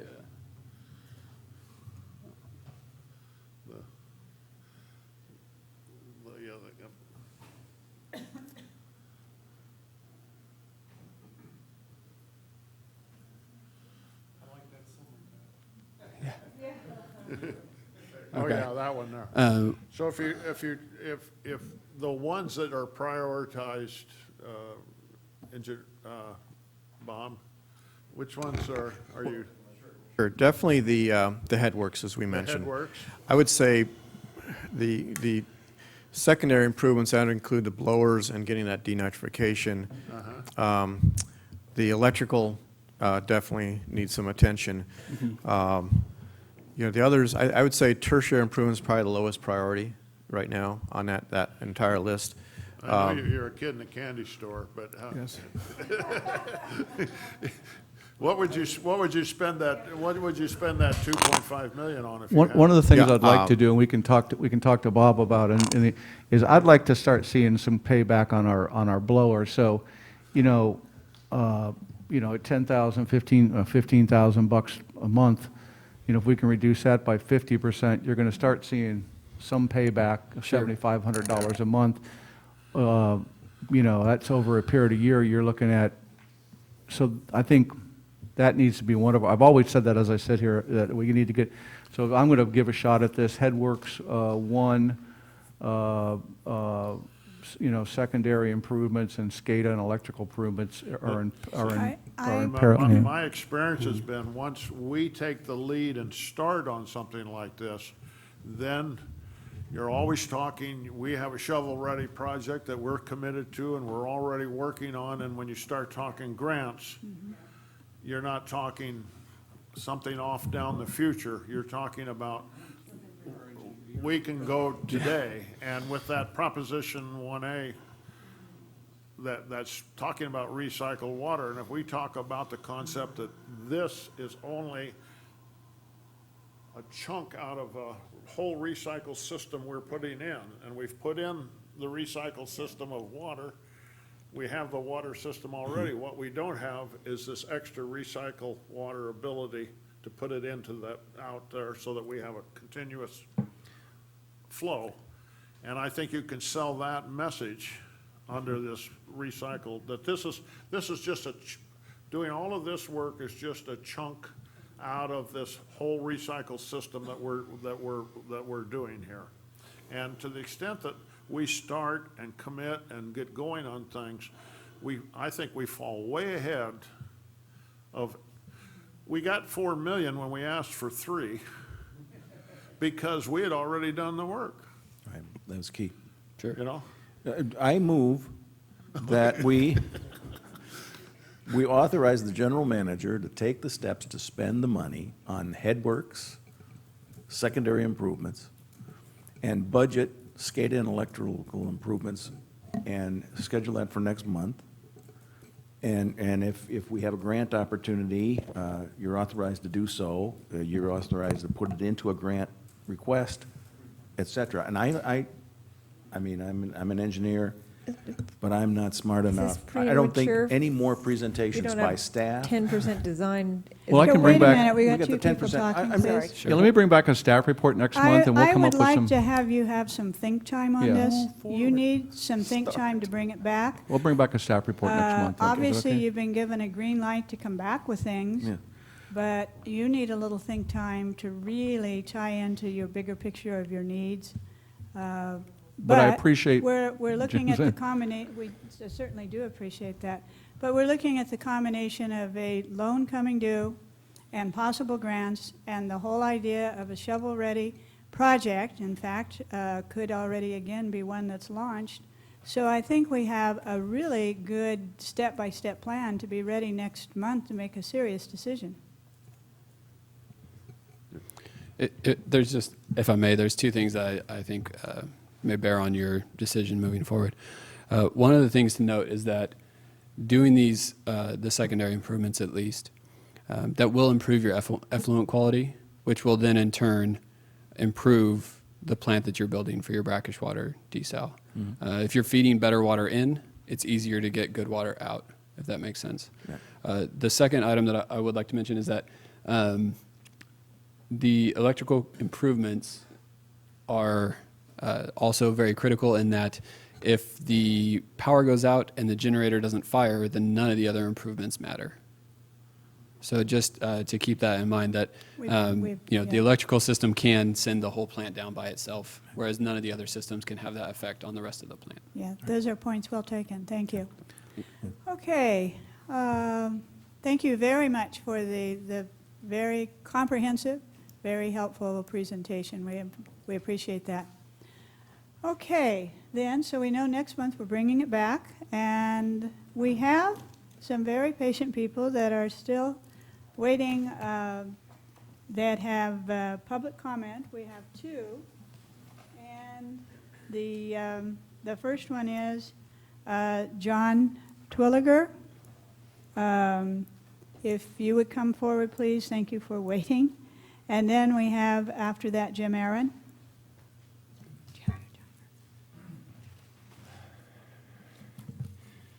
Thank you very much. Appreciate your guidance today. President Robinette, it's been a pleasure to have you on board and steer our wayward efforts to make this the best place it can possibly be for us all to live in. So thank you all, directors, staff, one and all. Sadly, I too was really excited about that presentation of wastewater. I'm kind of that kind of a guy and been there, done that kind of stuff. So it was delightful. But I want to get back real quickly. My issue is information. Currently, the only way that we have to get information about what's going on with the CCSD board is either through the Cambrian or through your website. Now, we appreciate the information that we do get, but it is, I've been really confused recently, actually in the last few days, by the disappearance of data off the Santa Rosa Creek well levels. All of the past data for the wells on Santa Rosa Creek has been eliminated from the chart, from the line chart that's available online. And that's very disturbing because we can't now see what those historical levels were from the past, which we used to be able to do, and that was just as of a few days ago. So this has just been recently meddled with, unfortunately. And not only that, if we look at it, we can see that even though today is the 18th, the data from December 15th, even though it was included in the write-up, is not there on the line charts, and it's not there for the line charts for Santa Rosa Creek or San Simeon Creek, either one. And that's very disturbing because that data even is there on the written documentation. There's one page of written documentation on the website, and it's not on the line charts. And it's very disturbing to see that we're not sharing that information with everybody on a timely basis, because that's critical. I mean, if we look at the dramatic increase in well levels from our last report to our current reports. I've taken the liberty to pencil in the exact data from the district's own information. I don't know if you can't see this, but you can see that there's information missing, and it's just disturbing. And I'd love to see it on there, because as you know, a picture's worth 1,000 words. You can read it in the data sheet, but if you can see it graphically presented, it's much more helpful. So it would that'd be very much appreciated. It'd also be appreciated if both the San Simeon Creek well levels and the Santa Rosa Creek well levels were presented in the same way. One, we get an average. The other one, we get the exact same. We get the exact information for each well. Again, not having similar data, it's hard to make correct comparisons. So that would be appreciated. Just real briefly, I've been involved with a number of ISO 9000 type. Oh, I'm sorry. Well, don't be sorry, to see if you can summarize. I will. It would just be really appreciated to have the basics done well by an organization that we rely on. I mean, getting our water, we couldn't ask for anything more important for us as a community to have reliable source of water, and you folks are doing a wonderful job at that. But we need to have the basics done. You can't reach for the stars on a foundation of cards. We need to make sure we're doing the basics right every day, all the time. I have a number of other points, but I will defer to the rest of the folks that need to come up and speak. So thank you. Thank you very much. Next, we have Jim Aaron.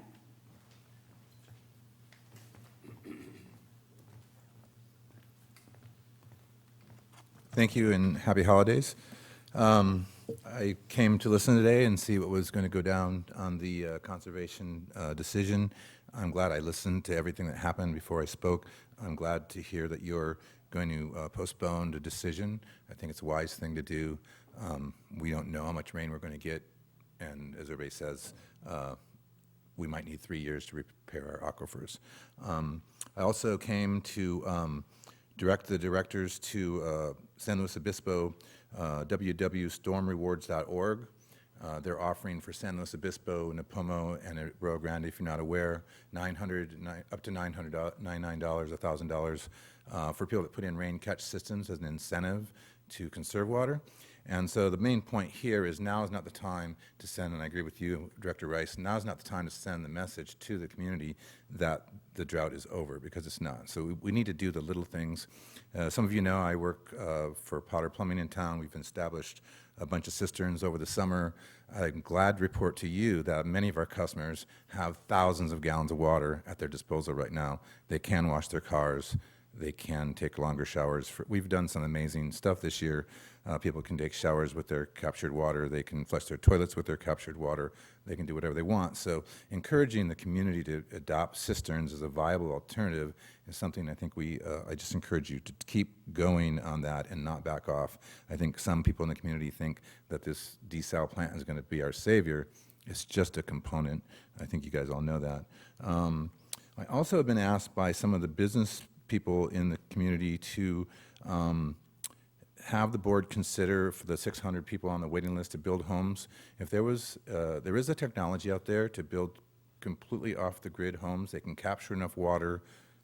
They do it in New Mexico, Hawaii, New Zealand, Australia. The technology's there. If any one of those people in the waiting list wanted to build a house off the grid, I think the board should consider some conversation that if someone wanted to build a home that was sustainable built, it not only would cement the future of Cambria as being one of the progressive community leaders. We are the only community in the state to get our 20% mandate from the governor.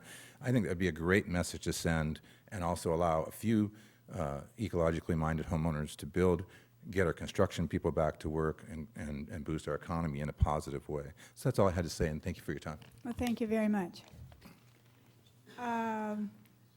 Okay. Right, okay, we are now moving up to future agenda items, number 11, and we have public comment, so it's kind of at the same place. So Jerry McKinnon, did you want to speak to future agenda item?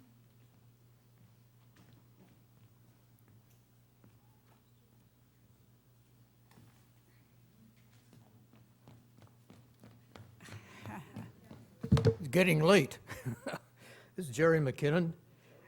Thank you for delaying or postponing Resolution 48-214 to the January meeting, because there is some question that I have that was not discussed by you when you discussed this resolution. May I direct you to page 77? 77. Or the resolution, either way you want to look at it. It's the second page of the resolution.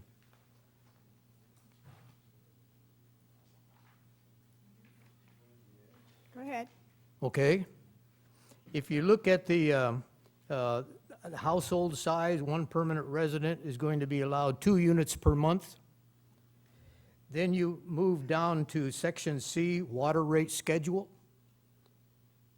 In bold print, the service is going to be reduced from 6 units to 4 units. A basic question, why? Why are you reducing the amount of water when we have gone through a period of time in saving water and doing a good job from the accolades that you put onto the community, but now you want to cut it some more? You got to remind yourselves that there are some people in town who don't have very much money. And so when you turn the page and look at the surcharges,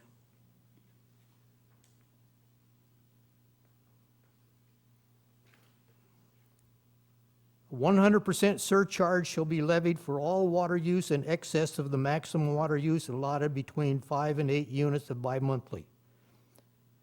100% surcharge. I don't understand what the word surcharge means. Is that the rate that you're paying and it gets doubled?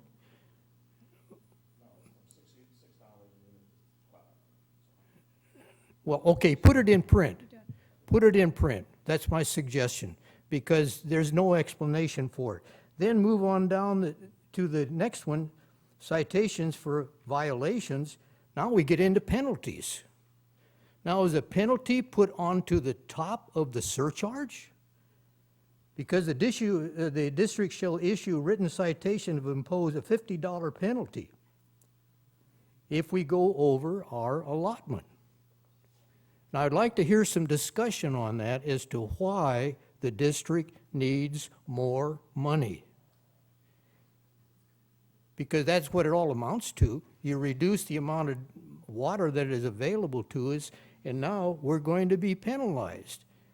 Because we have been trying to do the right thing all of these months, and now we're getting slammed right in the teeth with penalties, and now we're going to have to use less water. So I'd like to have a transparent answer to the question of why are you imposing this on us? Thank you very much. Thank you. Madam Okay, President, yes.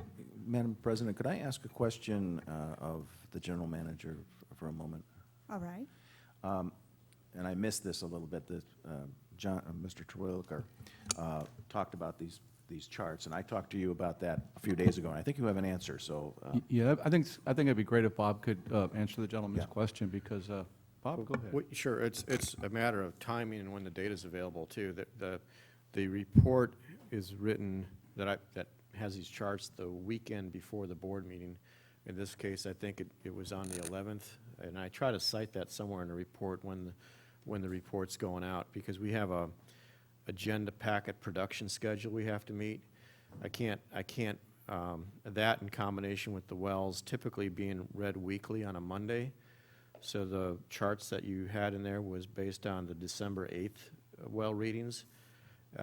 If we have a rain event, a significant rain event between that time, the timing of December 8th, December 11th, and then to the next Monday before our board meeting, the charts aren't going to be up to date. So there's just a matter of how do you produce the agenda packet, get it out over the weekend so the board has time to look at it, and still produce the charts. So there was about, I think, 3 inches of rain that fell between the 11th and this last Monday, so the wells did come up. And, I'll have to double check to see on the Santa Rosa chart if we just inadvertently, when we hit the print command, maybe cut something off. I'll look at that and compare it to the prior month. But there's no intention to not include data or to not be accurate, but it's a matter of how this data and when it's available versus when the staff report has to go out. Right. And then if I can expand a little bit, we discussed the fact that this is the one I like a lot, but this is only for San Simeon. And Santa Rosa, we've never done that, is that correct? I didn't have the historic data on Santa Rosa to produce the same quality of report. I can look at that again and try to get it in the next month's agenda to see if we can maybe skip a few years that are missing data and just have it annotated or something so that I believe I could do one on SR4. SR 1 and 3 are going to be much more difficult to resurrect that data. But right. Well, since it's been off for 10 years or whatever, we haven't been paying attention to it. All right. The idea is that people are starting to focus now on average. What are the well levels? What are the well levels? So I appreciate your input, and thank you, Bob. And yes, thank you for that explanation. President Robinette? General Manager. And what we can do too is not necessarily tied into the distribution of the agenda packet, but we can always green sheet the wells for you. That way, if we do have the data, we can input it. What Bob's saying is that the agendas get distributed on a Friday or a Thursday before the upcoming board meeting.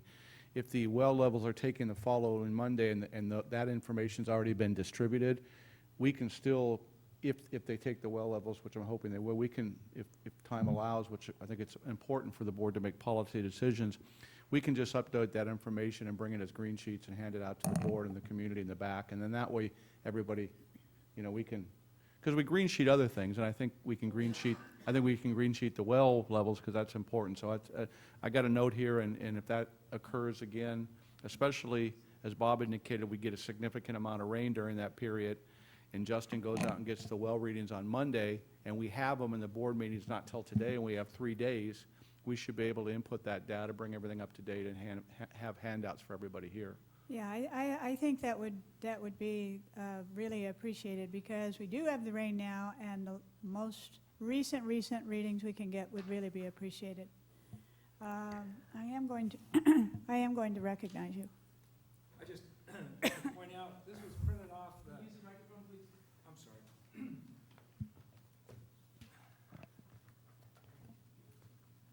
Pardon me. This was printed off the website just prior to the meeting, and as was this.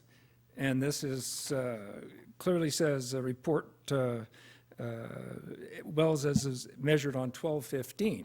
So if we can do this on the website, why can't we do this? It's just a matter of punching in another little bit of data, and boom, it'll be there. It's that simple. I mean, Well, I'll come I down and do think it for you, that's- okay? It's not a problem, you know? Yeah, I've done this we- kind of thing before, so. We appreciate that. Thank Okay, you. thank you. Thank you.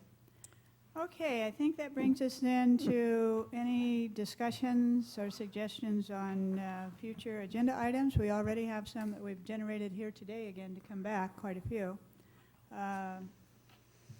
Anyone? I just, I'm not sure where we are in the process on the additional rate increase that we're going to need to be looking at doing, and I'm not sure that it would be January, or if you already have a contract, or, I mean, I'd like to at least hear a report from you on where we are in the process of planning. I'd like to see at least a timeline. I don't necessarily need it to be on the agenda for next month, but I'd like to at least see a timeline or something. May I recommend, I'd like some guidance from the board on that, as far as, your goals and things like that.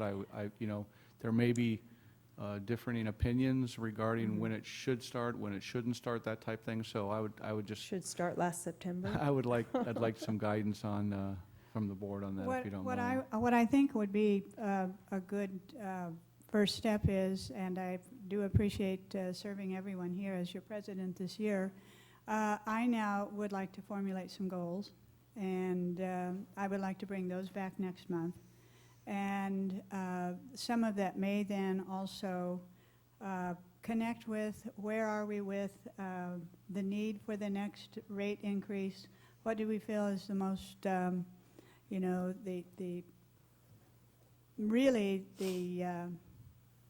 most timely way to approach this? I would like to give quite a bit of thought to that. So I just kind of was wanting to know where we are at with Bartle Wells, who already has done a significant portion of the study. I just kind of wanted to know what was already in the works without preempting your role as president and the goal setting that we'll be doing hopefully in January, because that'll be on the agenda, I'm assuming, since it usually is. Yes, and I wasn't I trying think to it is imply it will be a future agenda item, but I think priorities are going to help us to actually pinpoint where we headed and when with But that. knowing where we already are is good, though, too, don't you think? So we know what can be done. And I do need to re-engage with Alex and just clarify some things. I think we've made the assumption that, most of the work has been done, and I think he would buy into that. But I think, there's been changed circumstances since that contract was issued to him. And in all fairness to Alex and Bartle Wells, I'd like to be able to sit down with him and say, okay, now we have this ECA, which is 10% design, and just because we have a good professional working relationship with him, and I not that I want to give him any more money, believe me, but on the other flip side, I also don't want to assume that the product that we want is, from a deliverable standpoint, is there based on what we've already allocated him, because I think there's some things that I'd like to get Patrick involved in, our new finance manager. I'd like our billing clerk play more of an active role in that process, and put a staff team together, and it may even be a good idea for the board to consider an ad hoc committee, a rate study ad hoc committee, because it's, something to consider. I'm not recommending or anything like that, but I want to bring all the minds of the staff together, because one of the things, if you remember, we talked about too is a rate structure for wastewater with 3 tiers.